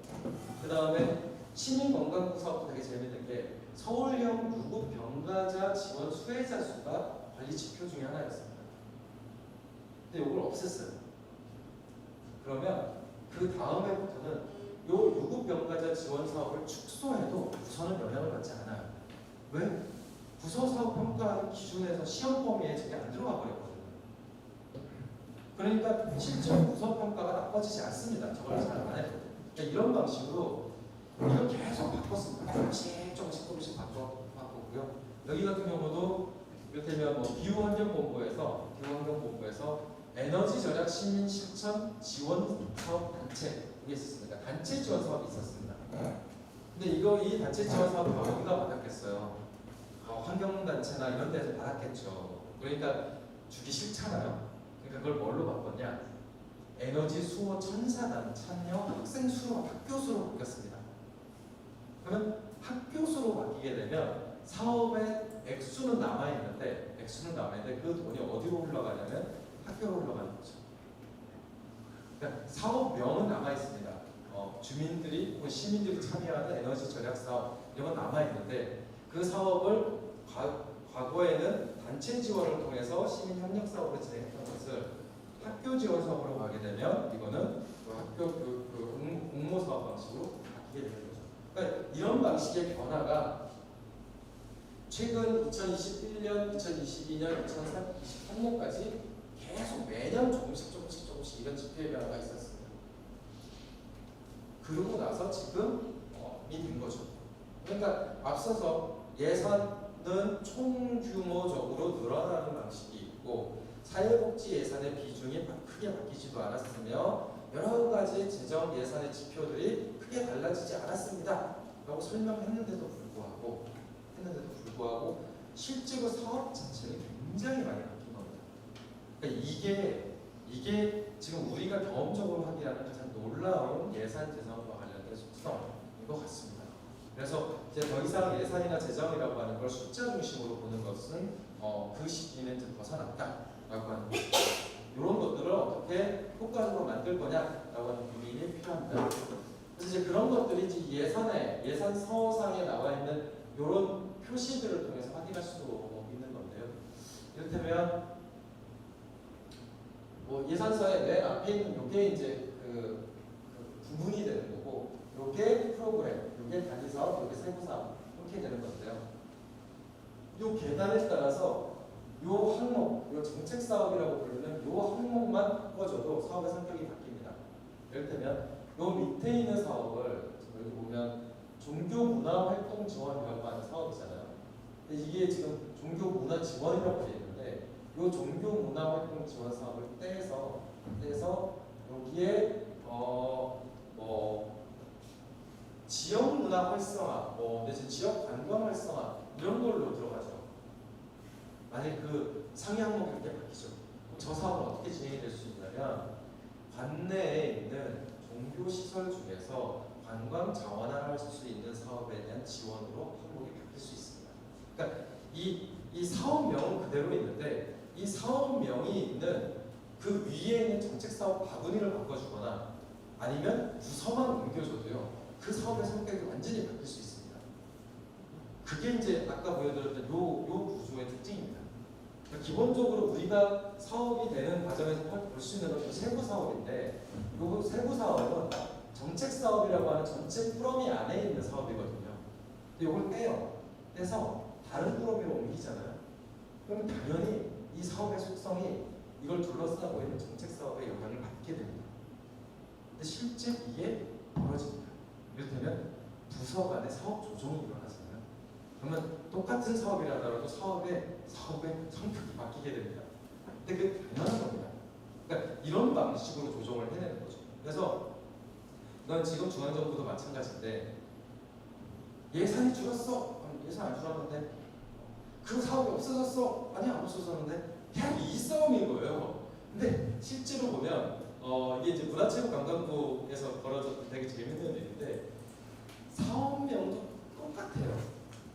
근데 그거를 지방자치단체 공모사업으로 바꿨습니다.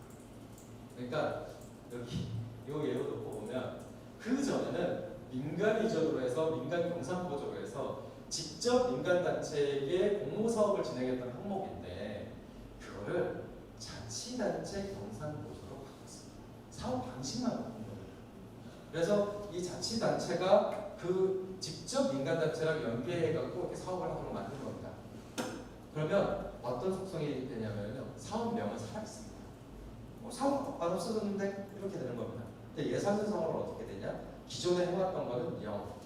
하지만 신규 사업이 새로 생긴 겁니다. 실제로 이게 정부 예산서에 되게 많아요. 맞습니다. 그래서 사업명은 살아있어요. 근데 이 유동자비가 바뀌었어요. 이런 것들이 무지하게 많습니다.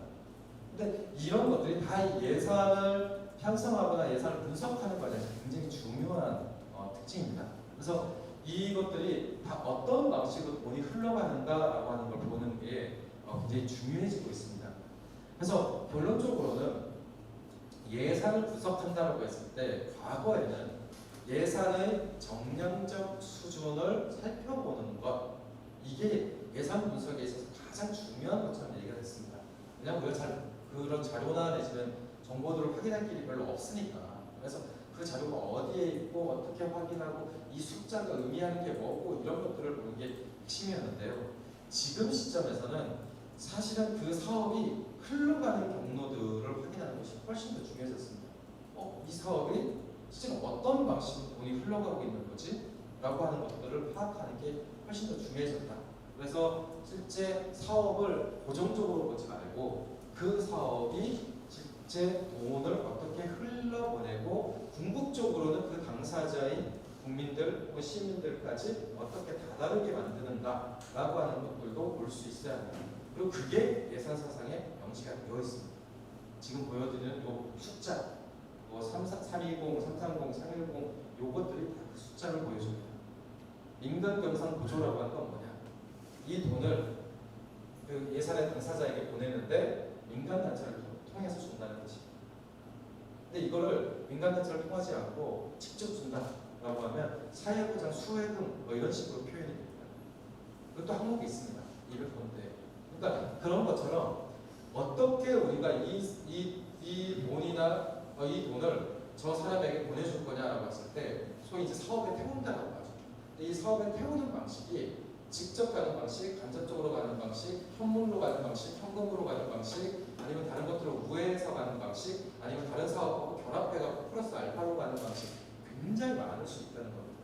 그리고 그런 것들이 다 예산과 관련된 이야기다라고 하는 것을 기억해 주시면 좋겠습니다. 그게 요 예산서를 볼 때 가장 중요한 부분이고요. 이게 이제 또 성과 지표들입니다. 사실 성과 지표는 이야기거리가 하나하나에 되게 많아요. 왜냐하면 우리 스스로 저걸 진단하는데 저 성과 지표가 적절한지에 대해서 토론할 수 있기 때문에 그런데요. 그래서 이런 거죠. 생활 밀착형 건강 관리 체계 구축이라고 하는 요 서울시의 정책 목표를 진단하는데 두 개의 지표를 씁니다. 하나가 서울형 헬스케어 앱 연동률. 아시죠? 이거 시계에 좋은 거 아시죠? 그 앱의 연동률이 얼마큼 되느냐를 갖고 저 사업을 요걸 진단하겠다는 거고, 저는 이게 좀 재밌는데 성인 남성 흡연율을 건강관리체계 생활밀착 건강관리체계 구축의 핵심 지표로 쓰고 있다는 것도 전 재밌다고 생각합니다. 물론 이제 흡연 관리가 되게 중요한 건 맞는데, 근데 굳이 그럼 성인 남성 흡연율을 잡는 이유가 뭐지? 이런 생각이 드는 거죠. 도대체 저거는 무슨 지표일까? 이런 생각을 좀 했었습니다. 근데 그런 것처럼 이 성과 지표의 항목들이 앞서 말씀드린 대로 여러 가지 사업의 우선순위를 결정하는 그 기준이 되는 거기 때문에 개별 예산을 보는 것과 동시에 그 부서에서 사업 관리를 위해서 수립한 성과 지표 체계도 같이 보셔야 됩니다. 그리고 이런 내용들은 다 공개되어 있습니다. 다 공개되어 있습니다. 자, 이게 끝입니다. 그러니까 실제로 우리가 보고자 하는 예산과 재정과 관련된 일반적인 자료는 서울시 홈페이지에 공개되어 있습니다. 단 찾기 어려울 뿐입니다. 그러니까 이게 핵심입니다. 네. 예산 재정과 관련된 거는 어딘가에는 다 공개가 되어 있습니다. 단 찾기가 어려워서 우리가 그 경로를 익혀놓지 않으면 나중에 그걸 또 찾기가 어렵습니다. 그래서 사실 이 과정을 통해서 제가 이제 몇 가지 계속 한번 만져보시라라고 권해드리는 사이트가 두 개가 있는데요. 첫 번째가 이 정보공개 포털이라고 하는 사이트입니다. 여기 있는 정보공개 포털, 어떤 검색창에서든 휴대폰으로도 다 가능합니다. 정보공개 포털이라고 치면 요 화면이 뜨는데, 요 화면에 여기 메뉴 부분에 공개 정보라고 하는 메뉴가 있습니다. 여기에 보면 원문 정보라고 하는 메뉴가 있는데, 요거를 클릭해서 들어가면 중앙정부와 지방자치단체의 행정부서 원문을 보실 수 있습니다. 물론 전체는 아니고요. 원문 공개를 하고 있는 걸 볼 수 있는데, 재밌는 건 이런 거죠. 우리 복지 쪽에는 이제 그 국고보조 사업 되게 많잖아요. 그래서 이제 그거 관련된 지침이나 내지는 이런 내용들이 되게 궁금한데 굳이 서울시에 달라고 그러면 안 줘요. 그렇죠? 그런데 저걸 저기에 검색하잖아요. 그러면 또 어떤 지원자치단체에서 그걸 공개하고 있어요. 그런 게 있습니다. 실제로 있습니다. 그러니까 내가 이 사업 되게 궁금해. 어느 구에서 하는 거 되게 궁금한데, 야, 이거 봤더니 요 사업은 요 구만 하는 것 같지 않아. 그래서 그 사업명을 여기다 치거든요. 그럼 옆에 있는 구에서 하고 있습니다. 그러니까 성북구 거는 못 보는데 강북구 거는 볼 수 있습니다. 그러니까 이런 식으로 실제로 아주 구체적인 사업이 다른 데서 어떻게 집행되고 있는지 사례를 보는데 굉장히 도움이 됩니다. 그런데 이 사이트는 약점이 있습니다. 뭐냐? 첫 번째, 요 날짜가 한 달로 디폴트 값으로 정해져 있습니다. 그러니까 딱 들어가서 검색하잖아요. 아무것도 안 나와요. 왜? 기간 설정이 한 달로만 돼 있습니다. 그래서 다시 귀찮게 이거를 클릭해서 날짜를 맞추고, 이걸 클릭해서 날짜를 맞춰야 됩니다. 근데 귀찮게도 이거는 1년밖에 못합니다. 그러니까 제가 말씀드렸잖아요. 어딘가에 있어요. 어려울 뿐입니다. 그래서 제가 권해드리는 방식은 예산의 순기에 맞춰서 1월 1일부터 12월 31일까지 맞추는 게 제일 좋습니다. 그러니까 지금 시점으로부터 1년 전으로 맞추는 게 아니고요. 지금 검색을 하시더라도 2022년 1월 1일부터 2023년 1월 1일부터 2023년 12월 31일로 맞춰놓고 검색하는 게 좋습니다. 왜냐하면 그 어떤 사업이 그 시행이 되는 것은 상반기, 하반기 다 이렇게 언제 시행이 될지 모르거든요. 그러니까 1년을 통으로 보는 게 제일 좋아요. 그래서 1년을 기준으로 해서 잡아놓고 검색을 하시면 제가 볼 때는 웬만한 자료들은 찾을 수 있습니다. 특히 아까 제가 말씀드렸던 지침들 있죠. 이렇게 서울시한테 요청을 했는데 못 받고 이런 거는 대부분 다 여기에 떠 있습니다. 어딘가에 떠 있습니다. 서울시가 공개하지 않으면 경기도가 공개하고 있고요. 경기도가 공개하고 있지 않으면 저쪽에 광주광역시에서 공개할 수도 있고요. 계속 이제 어딘가에서 초점이 나옵니다. 근데 이 이유가 있어요. 이 이유가 뭐냐면 행정망에서 그 사업부서에서 이거 작성을 할 때 그 행정망 자체에서 비공개로 하려면 아예 결제서류 입안에서부터 비공개를 체크를 하고 거기 사용을 적도록 해놨습니다. 근데 그게 이제 초반에 되게 귀찮잖아요. 그러니까 일단은 그냥 다 공개 문서로 작성을 다 해요. 근데 이게 시스템에서 자동으로 푸시가 되는 겁니다. 이 원문 정보 시스템으로 그냥 자동으로 푸시돼요. 그래서 어떤 일이 있냐면 나중에는 그러니까 이 자료 어디서 봤어요? 라고 물어봐요. 아니 저게 공개되어 있던 자료 그게 공개돼 있어요? 그 다음날 그게 다시 비공개로 바뀝니다. 그러니까 어떤 이제 이런 일들이 있습니다. 근데 제가 알기로 요즘에 서울시는 내부 방침이 좀 바뀌어서 가급적 비공개로 하라고 매뉴얼이 온 것 같더라고요. 그래서 몇 호 몇 호 항목처럼 이렇게 공식이 있더라고요. 이런 거 들어가는 거는 비공개 사유 몇 호로 하면 된다. 이런 거는 몇 호로 하면 된다. 이런 식으로 맞다고는 하는데 어쨌든 서울시가 그렇게 하는 거지 뭐 다른 데는 공부하고 있습니다. 두 번째는 이 재정 포털입니다. 이 서울시 재정 포털 되게 재밌는 것 중에 하나는 이건 서울시가 만든 건 아닙니다. 표현이 좀 그런데 서울시가 하고 싶어서 하는 게 아닙니다. 지방재정법에 보면 전일, 그러니까 예산 집행이 되면 그 예산 집행의 다음 날까지 현황을 공개하도록 법에 정해져 있습니다. 그 얘기는 뭐냐? 지금 시점에서 보면 어제까지 지출되어 있는 정보가 공개되도록 법에 정해져 있습니다. 그래서 실제로 여기 이 재정 포털로 들어가서 일일 수익 수출로 들어가서 사업별 정보, 예산 정보로 들어가서 개별 사업을 다 클릭하잖아요. 그래서 이런 창이 딱 뜨는데 이 창에서 지출 현황이라는 걸 딱 클릭하면 뭐가 나오는지 아세요? 1월 1일부터 지금 4월 24일까지 일별로 혹은 월별로 지출했던 항목들이 다 나옵니다. 언제 얼마큼의 돈이 어디로 가는지 다 지출 현황이 뜹니다. 그러니까 이 흐름을 알아볼 수 있습니다. 특히 이 교부 사업이나 내지 이런 것들을 하실 때는 이 교부되는 것들이 되게 중요하잖아요. 그런데 이런 게 있을 수 있잖아요. 야 어느 자치구에서 받았다는데 우리는 못 받은 것 같은데? 이런 게 있을 수 있거든요. 그러니까 그거는 이제 구에서 쥐고 있거나 뭐 이런 게 벌어질 수 있습니다. 근데 사실 그걸 확인할 방법이 별로 없죠. 그럴 때 어떻게 확인하냐면요. 저기에 지출 정보로 들어가서 시가 25개 자치구를 교부했다는 것까지 뜹니다. 그런 것들이 다 여기서 확인이 될 수 있어요. 그래서 여러분들이 이 이후에 그 예산 이 과정을 하시면서 이 사이트들을 일종의 장난감 삼아서 계속 한번 만져보셨으면 좋겠습니다. 익숙해지면 금방 쓸 수 있어요. 근데 익숙하지 않으면 죽었다 깨어나고 못합니다. 왜? 되게 번잡해요. 그리고 지금 제가 되게 쉽게 얘기한 것처럼 돼서 야, 저 양반은 뭔가 되게 많이 있는 것처럼 보이는데 하나도 없구만. 이게 있습니다. 실제로 있습니다. 근데 계속 그래서 이거 메뉴도 바꿔보고 이것도 눌러보고 이것도 해보고 계속 해봐야 돼요. 해봐야 돼요. 그래서 다시 말씀드리지만 예산과 재정과 관련된 정보는 공개되어 있습니다. 그건 제가 확신을 갖고 말씀드리겠습니다. 공개되어 있습니다. 단 찾기 어렵습니다. 그리고 이 찾기 어렵다라고 하는 부분만 여러분들이 보고할 수 있으면 웬만한 서울시 사업에 대한 현황은 지금 이 자리에서 10분 내에 다 확인이 가능합니다. 그러면 남은 건 뭐냐? 그것을 평가하고 그 다음에 개선안을 만들 수 있는 부분만 필요한 겁니다. 그러니까 이거는 확인할 수 있어요. 자료는 확인할 수 있습니다. 근데 이게 무슨 의미가 있는지를 해석을 해내는 게 훨씬 더 중요한 부분입니다. 그래서 저는 예산이라고 하는 것을 우리가 어떻게 고민을 해야 되냐고 했을 때 결국 우리가 공적인 것에 대한 판단을 하는 게 저는 예산 고민할 때 첫 번째라고 생각을 합니다. 왜냐하면 재정 자체가 워낙 공적인 거예요.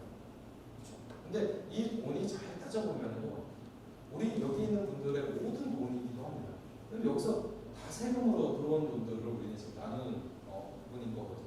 그러니까 그런 부분에 대한 것들이 출발점이 예산이 될 수 있겠다 이렇게 생각을 합니다. 자, 더 상세한 얘기가 궁금하시면 2강, 3강 설명 녹음을 참조해 주시면 되겠습니다. 네, 그런 것은 다음 질의입니다. 네, 지금다 이거 보세요. 혹시 제가 이 자료는 그 드린 PDF 자료를 드릴 수 있다고 얘기를 드렸습니다. 사실 여기는 안 써놨는데 하도 우리가 이제 좀 당황을 해갖고 이거를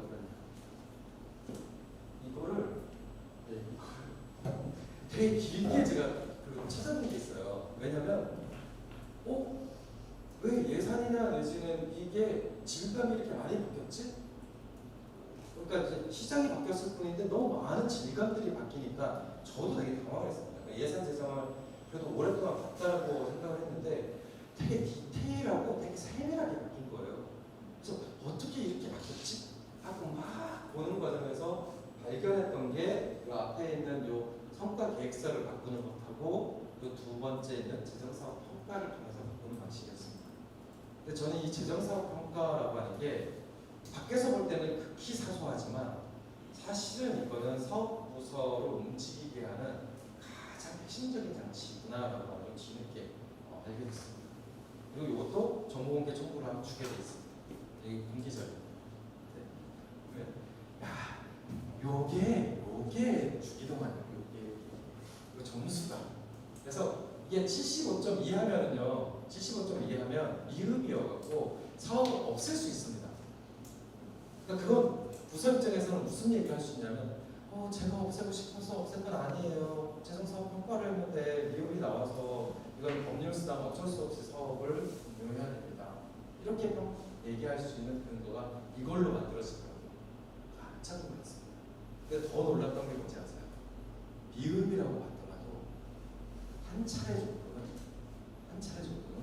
사업을 보완하는 명령을 내릴 수 있어요. 그러니까 보완 요청을 해서 한 해 정도를 더 살릴 수 있습니다. 그런데 그래서 이 경향을 딱 보면 어떤 게 있냐면 살리고 싶은데 평가가 낮아요. 그거는 보완이라고 하는 방식으로 넘겨주고 구애를 시켜주고요. 그게 아니고 없애고 싶어 하면 그 미흡을 맞아서 없앱니다. 대표적인 게 뭐였냐면 사실은 자치구를 경유하는 보조사업도 되게 많았잖아요. 그러니까 그 구를 경유해 갖고 나오는 사업도 되게 많았거든요. 그러니까 시비 보조 사업이 되게 많았단 말이죠. 근데 시비 보조 사업이요, 2021년, 2022년 재정사업 평가 과정에서 대부분 다 미흡을 받습니다. 그러고 나서 시가 발표를 하는 거죠. 성과가 나오지 않는 시비 보조 사업을 대규모로 개선하겠다. 이렇게 나오는 겁니다. 근데 그 모든 절차가 하나의 틈도 없이 거의 완벽하게 제도를 따라서 진행되는 사항입니다. 그러니까 이게 정말 놀라운 거죠. 그래서 저는 대단하다고 생각해요. 저는 그래서 다른 자리에서는 이제 그런 얘기를 하는데 이거는 정무적 판단 아닙니다. 라고 얘기합니다. 이거는 정무 판단이 아니라 선출직이 할 수 있는 이 규모가 아니고 이거는 관료 집단에서 정무적 판단을 한 것에 가깝습니다. 라고 얘기하는 편입니다. 왜냐하면 이 디테일한 요 수단들을 사실은 임기가 있는 선출직들이 작동시킬 수가 없습니다. 이걸 누가 어떻게 알고 이걸 미세하게 다 작동을 시키겠습니까? 그러니까 이건 결국 이것을 작동시킬 수 있는 힘이 있고 그걸 통해서 기존에 하고 있었던 사업들을 이렇게 합법적으로 혹은 합리적으로 정리할 수 있습니다라고 하는 아는 사람이 한 거죠. 그랬을 때 저는 이거는 관료들의 작품이다라고 거의 내부적으로 확신을 하고 있는 편입니다.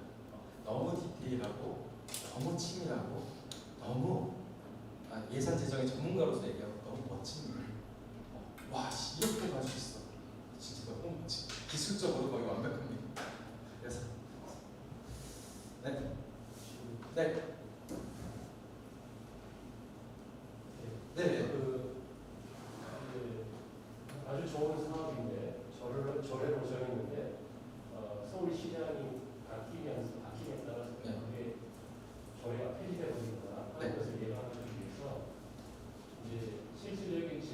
가치를 강화한다는 측면에서 예컨대 개헌을 할때 자치분권 조항을 강화한다는 취지로 법령의 범위 안에서 조례를 제정한다. 이것을 이제 법률과 같은 효력의 자치 법률을 지방자치단체가 제정할 수 있다.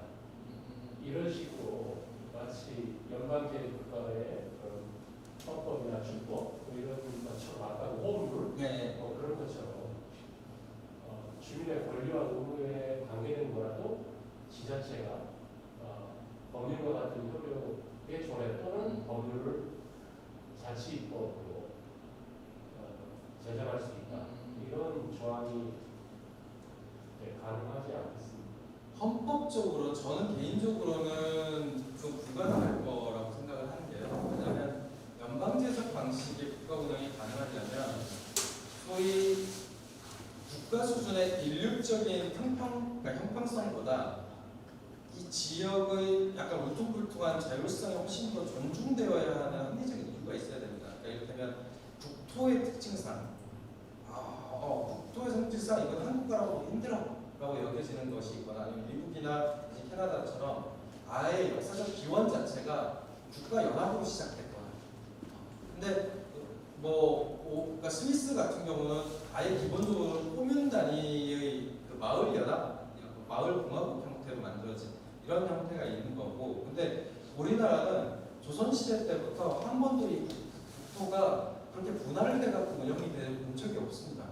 그러니까 아마 저는 이제 머릿속으로 지지를 하는 편인데 실제로 그것의 정당성을 우리가 구축할 수 있을까? 이를테면 서울과 경기도가 지리적 근접성에도 불구하고 다른 형태의 의무와 책임을 부과시키는 것이 어느 정도 가능할까? 사실 이 부분은 조금 모호한 게 있을 것 같고요. 그래서 저는 대신에 그 부분은 가능할 것 같아요. 이를테면 인신을 구속시키고 이런 건 힘들겠지만 그 말고 부담금, 세금이 아닙니다. 부담금을 특수한 부담금을 만들 수 있다라고 하는 정도의 내용만 있어도 저는 상관이 없다고 생각을 하는 편입니다. 이를테면 그런 거죠. 큰 사업을 하고 싶어요. 100조 사업을 하고 싶어요. 근데 보통 지방자치단체들이 그런 무리한 사업을 하는 이유는 그 돈이 다 중앙정부에서 오기 때문이거든요. 그러니까 이를테면 이건 이제 돌려서 일종의 갯돈 타는 느낌으로 하는 겁니다. 여기 평창올림픽에서 강원도에서 1,000억 갖고 갔으니까 이번에는 우리가 갖고 가야지 이런 식으로 지금 국제경기대회도 그렇게 돌려로 하는 거잖아요. 잼버리도 그런 거고 여기 엑스포도 그런 거고 자기들끼리 계속 돌려서 그렇게 갯돈 타듯이 하는 거잖아요. 근데 이를테면 이런 건 가능하겠죠. 그런 대규모 사업의 경우에는 해당 지방자치단체의 주민들이 그 대회, 국제경기대회나 엑스포나 이걸 유치하기 위한 재원을 마련을 위해서 최대 30% 정도, 그 재원 총 재원의 30% 정도에 해당되는 특별 부담금을 징수할 수 있다. 이런 구정들을 넣는 것들은 가능하겠죠. 그러니까 이제 제가 이렇게 설명드리는 가장 핵심은 뭐냐면 연방제 형태의 자율권을 갖는 방식은 굉장히 힘들 수 있다. 그런데 그럼에도 불구하고 높은 수준의 자율적 결정이 보장되는 케이스 바이 케이스의 사례들은 만들어질 수 있겠다 싶은 거죠. 이를테면 조례 문제를 얘기하시는데 일시의 조례가 사라지잖아요. 근데 그렇게 만들 수 있어요. 주민들이 청구해서 만들어진 조례의 경우에는 폐지안을 다룰 때 반드시 주민공청회를 거쳐야 한다. 이건 되게 합리적이잖아요. 그렇죠? 예. 아니면 그 조례로 인해서 이의 신청자가 해당 유권자의 100분의 1 혹은 1000분의 1 혹은 10,000분의 1 정도의 이의 신청이 접수가 되면 의무적으로 공청회를 통하거나 아니면 간소하게 주민투표를 통해서 전자투표 방식의 주민투표를 통해서 물어볼 수 있다. 이런 식의 제한 조건들을 붙일 수 있겠죠. 그러니까 사실 이런 장치들을 통해서 어렵게 우리가 만든 조례가 지방의회를 통해서 한순간에 사라지는 것을 예방하는 것도 가능할 것 같습니다. 문제는 그 수단이 우리에게만 유리한 게 아닌 거죠. 우리에게만 유리한 게 아닙니다. 예, 그러니까 그래서 이게 이제 제도가 갖고 있는 약점인 거죠. 그래서 저는 조례라고 하는 것들이 이미 그런 경합의 수준까지 왔다는 게 저는 놀라운 부분인 것 같아요. 아까 말씀드렸듯이 조례라고 하는 게 되게 딱딱한 거여서 바꾸기도 힘들고 제정하기도 되게 힘든 거라고 생각을 해왔었거든요. 근데 이번에 최근에 경험하는 걸 통해서는 조례는 그냥 만들고 없애고 해도 되겠구나.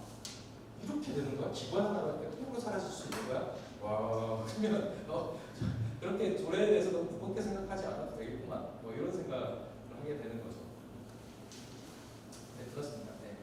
혹시 또 다른 네. 정치당이 쪽으로 말씀하셨던 것 중에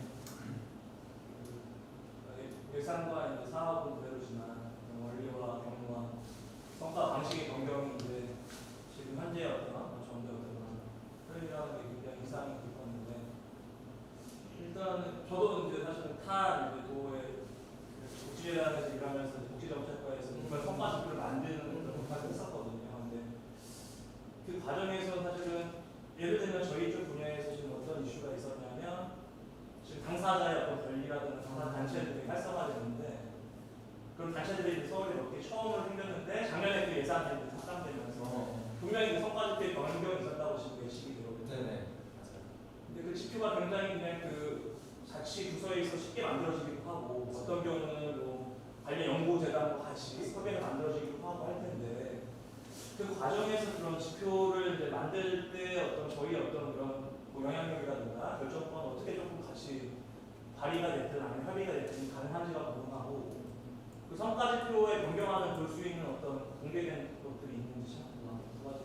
일단은 성과 계획서하고 성과 계획서에 따라서 그게 달성되는지 여부를 해주는 게 성과 보고서인데 계획서와 보고서는 다 예산안의 첨부 자료입니다. 그러니까 공개 자료예요. 근데 그게 성과 계획서를 따로 공개하는 데는 많지 않습니다. 그게 다 어디에 속해 있냐면 예산안 혹은 예산안 첨부 자료 뒤에 다 붙어 있습니다. 네. 그래서 이것들을 특히 서울시 같은 경우는 예산안에 실국 그 자료 앞부분에 또 따로 떼서 붙여놨습니다. 네. 따로 떼서 실국 성과지표 이것도 2장씩 다 붙여놓은 게 있거든요. 그게 또 이제 이 성과계획서입니다. 근데 그게 성과계획서라면 성과보고서는 무조건 결산 자료에 안에 보고서 형태로 들어가 있습니다. 그래서 제가 이제 권해드리는 방식은 일단 성과보고서를 먼저 본다.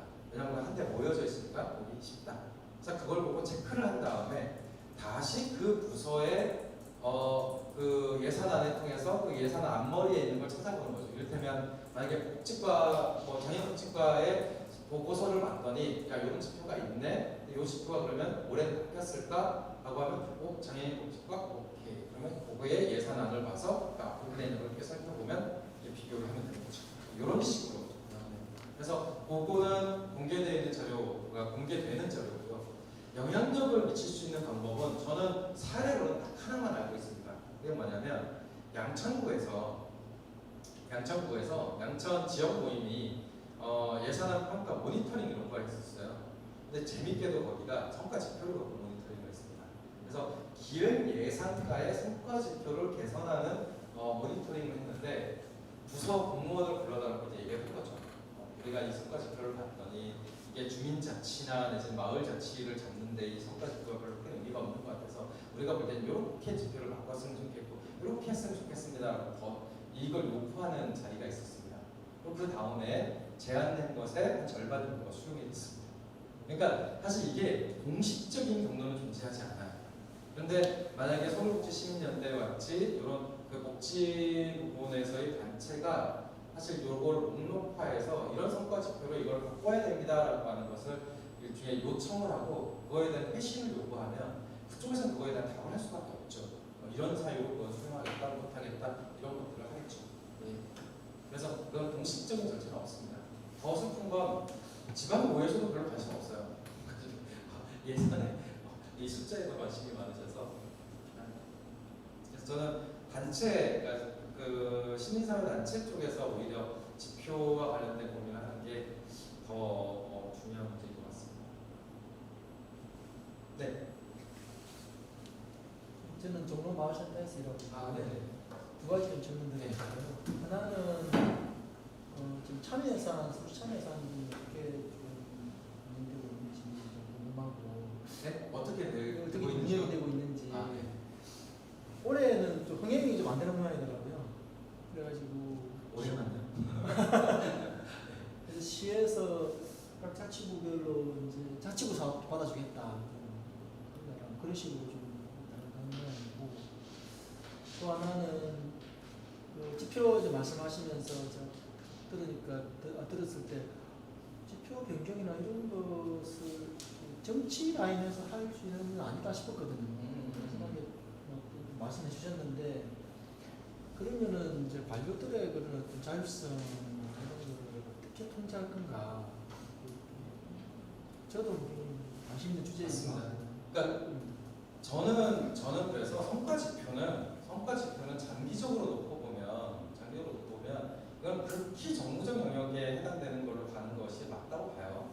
왜냐하면 그것에 대한 평가를 누가 받을 거냐라고 했을 때는 결국에는 선출직 공직자들하고 실국장들이 받아야 되는 거거든요. 근데 이게 이제 미묘한 게 그런 거죠. 우리나라는 고위공직자들이 여전히 공무원이기 때문에 이 사람들이 수입하는 성과 지표가 좀 모호해지는 성격이 있습니다. 왜냐하면 내가 평가를 받지 않거든요. 그러니까 나의 임기에 영향이 없어요. 근데 이 성과 지표를 중요하게 생각하는 외국의 모델들의 그 나라들은 대부분 실국장들이 임기제로 임용된 사람들이 많습니다. 그러니까 그런 데는 합리적이죠. 그렇죠? 제가 만약에 복지국장인데 복지국장이 경력직이나 이제 외부 임용으로 해서 3년 경력으로 제가 들어와 있어요. 그럼 저는 그 성과 지표를 통해서 계속 여기에 임용이 될 거냐 안 될 거냐를 판단할 수 있습니다. 마치 우리 복지기관의 그 성과 지표 되게 빡세게 만들잖아요. 근데 정작 이 복지 사업부서는 빡세게 안 만들거든요. 왜냐하면 자기네들이 만드는 거니까. 그래서 저는 이제 당연히 그 부분은 약간은 더 정치적인 영역에서 어떤 방식의 그 사업들을 우선순위에 둘 거냐라고 하는 부분이니까 그렇게 가야 될 것 같고, 그랬을 때 관료들의 자율성이라고 하는 부분은 저는 결국에 관료들의 자율성이라고 하는 건 관료들이 하고 싶은 것을 할 때 자율성이 나오는 게 아니고요. 주어져 있는 성과의 목표에 따라서 자유롭게 그 목표를 달성할 수 있는 수단들을 선택할 수 있게 해주는 거가 자율성이라고 생각합니다. 그러니까 방법까지 정해주는 게 아니고 우리가 관리해야 되는 것은 뭐로 가든 이 성과가 나오도록 요구하는 거고, 그러니까 그건 이제 지표를 통해서 요구하는 거죠. 대신에 그것이 어떤 방식으로 효과적으로 나타날지에 대해서는 이 관료들이 그것을 그 안에서 선택할 수 있도록 해주는 것이 좋죠. 근데 우리는 그게 뒤바뀌었습니다. 지표는 관료들이 만드는데 세부 사업을 시시콜콜 간섭하는 것에 더 익숙하는 거죠. 그러니까 그게 이제 약간 뒤바뀐 상황 같고요. 참여 예산은 망했습니다.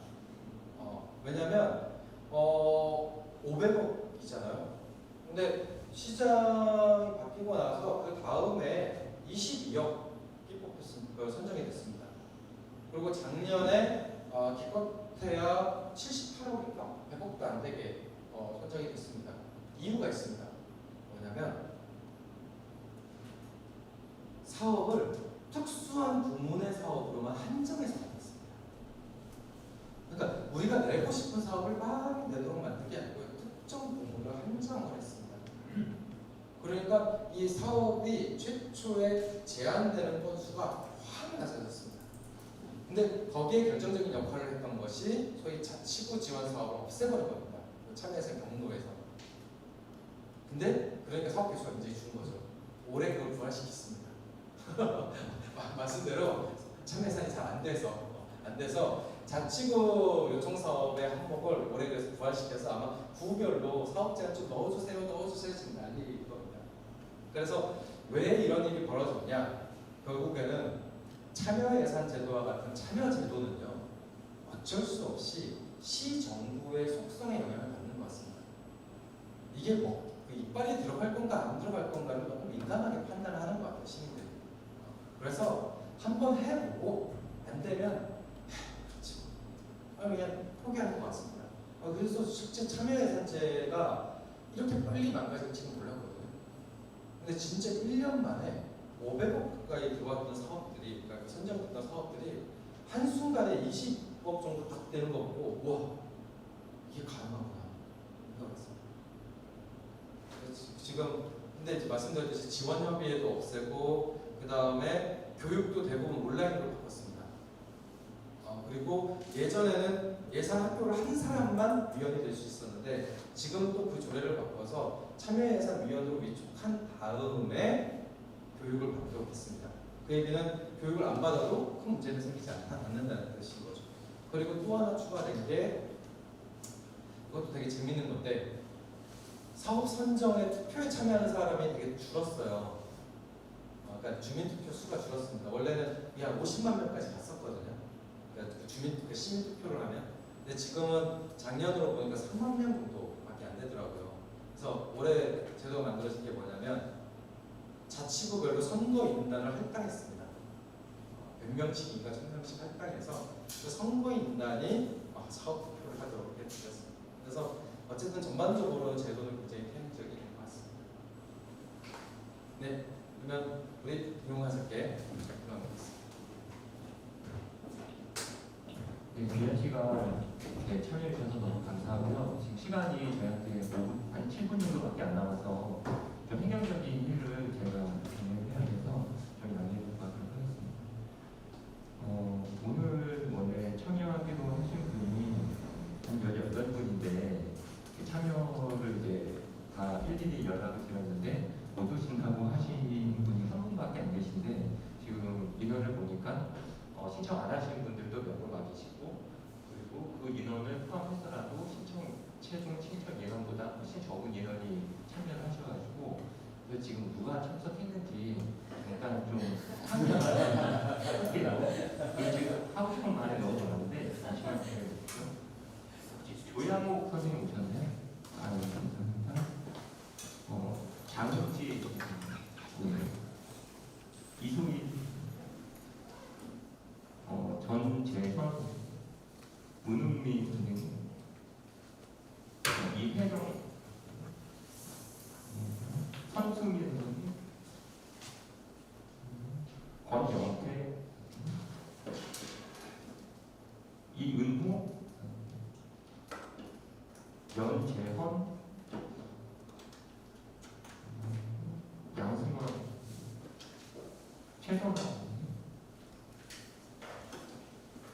강귀웅 이채윤 이현정 이은홍 선생님 감사하고요. 그러니까 특히 저희 서울복지 시민연대 회원분들 같은 경우는 오늘 조금 기대했던 것보다 실망으로 돌아갈 수 있는 부분들이 있겠다. 그리고 오늘 첫 번째 예산 분석 학교라고 했는데 여기 참석하신 분들이 여러 가지 마음들이 있겠지만 실질적으로 정말 예산 분석을 어떻게 하는지 좀 구체적인 방법들이 무엇인지 이분은 어떤 시각으로 어떻게 바라보는지 그런 것들을 알고 싶어서 오신 분들도 계실 거라고 생각을 하는데 오늘은 좀 총괄이었다라고 생각을 해주시고요. 그런 부족한 부분들, 그런 기대치에 대해서 오늘 좀 몸이셨다라고 하면은 앞으로 상당히 더 있고 지금 제가 나라는 연구소의 김찬 선생님이 굉장히 능력도 좋고 너무 발전이 뛰어난데 이분은 과연 어떻게 예산을 분석하는지 그 부분에 대해서도 좀 보강을 저는 좀 요청을 드리고 싶다라는 생각이 있어요 개인적으로. 그래서 원래 3회지만 저에게 주어진 시간도 이제 2시간인데 제 시간을 쪼개서라도 3.5회로 해가지고 김찬 선생님의 분석 방법들을 좀 여러분들한테 좀 보여주고 싶은 마음들이 있어요. 그래서 아까 전에 서울시가 뭐 700여 가지의 복지 정책들을 지금 실행하고 있는데 그 예산도 이미 전체 예산의 35%가 넘거든요. 근데 과연 그게 서울 시민들의 복지 체감에 있어서 얼마나 영향을 미치는지 그리고 우리 복지연대 회원분들 같은 경우는 복지 정책의 실행자로서 이게 과연 적정한지 그리고 이게 충분한지 부족하면 뭐고 사각지대는 무엇인지 그리고 아까 전에 약자도민 지표에 대해서 말씀을 하셨는데 그 약자도민 지수의 지표를 보면은 정말 야 이게 지표인가? 라는 의문이 들 정도로 그런 것들에 대해서 좀 많이 살펴보고 거기서 나아가서 서울시 정책 700여 가지 우리가 전체 다 볼 수는 없지만 우리 서울복지 시민연대 회원분들이 각각 현장 전문가로서 거기에서 영역 복지 정책들을 공부를 하고 있는데 그것들이 과연 어떤 영향을 시민들한테 미치는지 그거에 대해서 정말 그게 시민에게 정당향으로 흐르는 것인지 아니면은 그냥 정량적으로 어쩔 수 없이 딱 예산이 정해져서 그것을 그냥 수행하는 쪽으로 실행하는 것인지 그런 등등에 대해서 평가할 부분들이 굉장히 많이 있거든요. 그래서 저희가 예산부사학교를 연 이유는 앞으로 갈 길이 굉장히 멀어요. 아까 전에 질문하셨던 분이 그러면 구체적으로 우리들의 이런 예산분석이 과연 지방자치에 어떤 영향을 미칠 수 있습니까? 라고 했는데 그 영향을 미치기 위해서의 하나의 사전 작업으로서 저희가 예산분석학교를 연 것이고요. 예산분석학교를 토대로 해서 구체적으로 서울시 복지정책들 그리고 약자동의 지표 그것들 구체적으로 살펴볼 것입니다. 여기서 뭐 청소년, 여성, 노인 여러 가지 이제 영역별로 계실 분들도 있을 텐데 또 관심 있는 부분들이 있을 텐데 그 영역별로 다 나눠가지고요. 그래서 구체적인 지표들을 다 볼 것이고 정책들 그 다음에 아까 이제 서울시가 실질적으로 정책을 펼치고 있는 세부 예산 설명서가 있어요. 그거는 외부에 공개가 안 되는데 저희 국제연대 같은 경우는 그 정보들을 다 갖고 있기 때문에 그래서 선생님들이 계속 참여를 하신다고 하면은 그 공유 정책들을 정보들을 함께 나누고 구체적으로 시민의 시각으로 복지의 가치를 어떻게 맺힐 것인지에 대해서 좀 여러분들과 같이 고민하고 그냥 그것을 서울시에 요구하고 그래서 좀 더 나은 서울시의 복지 수준을 향상시키기 위해서 지금 이 자리에 참석한 여러분들의 영향이 굉장히 저는 중요하다고 생각을 합니다. 그래서 그런 오늘 참석했지만 그런 채워지지 못한 부분들은 앞으로의 저희가 이제 일주일 단위로 계속 할 테니까 그런 부분들을 염려하지 마시고 조금 이제 채우지 않았더라도 그 부분들을 저희가 채우기 위해서 최선을 다하겠다라고 약속을 드리고요. 그 다음 주에는 약자동행 지수를 직접 만드신 분이라고 하실 수 있어요.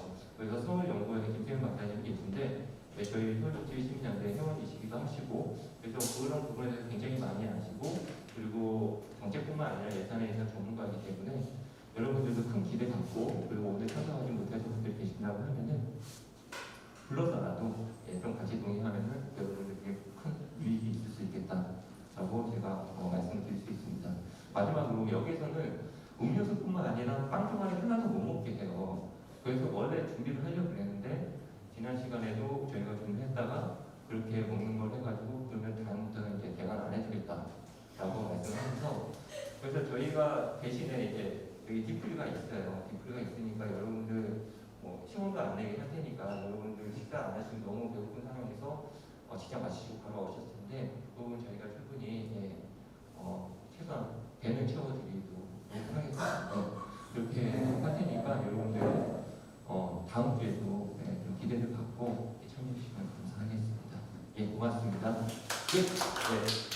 식사하실 분들 잠깐 남았다가 가시면 좋을 것 같아요. 그리고 오늘 강의와 그다음에 강의 자료와 그다음에 강의 영상도 이거 다 지금 녹화를 하고 있고 다 공유를 할 테니까요. 아까 전에 막 사진 찍고 하는 거 보고 미리 좀 말씀드리는 데다가 좀 아쉬움이 있는데 어쨌거나 여러분들 다 객관적으로 공유할 테니까 그런 부분을 염려하지 않으셔도 좋을 것 같습니다. 이상입니다. 고맙습니다. 그리고 고마움의 박수를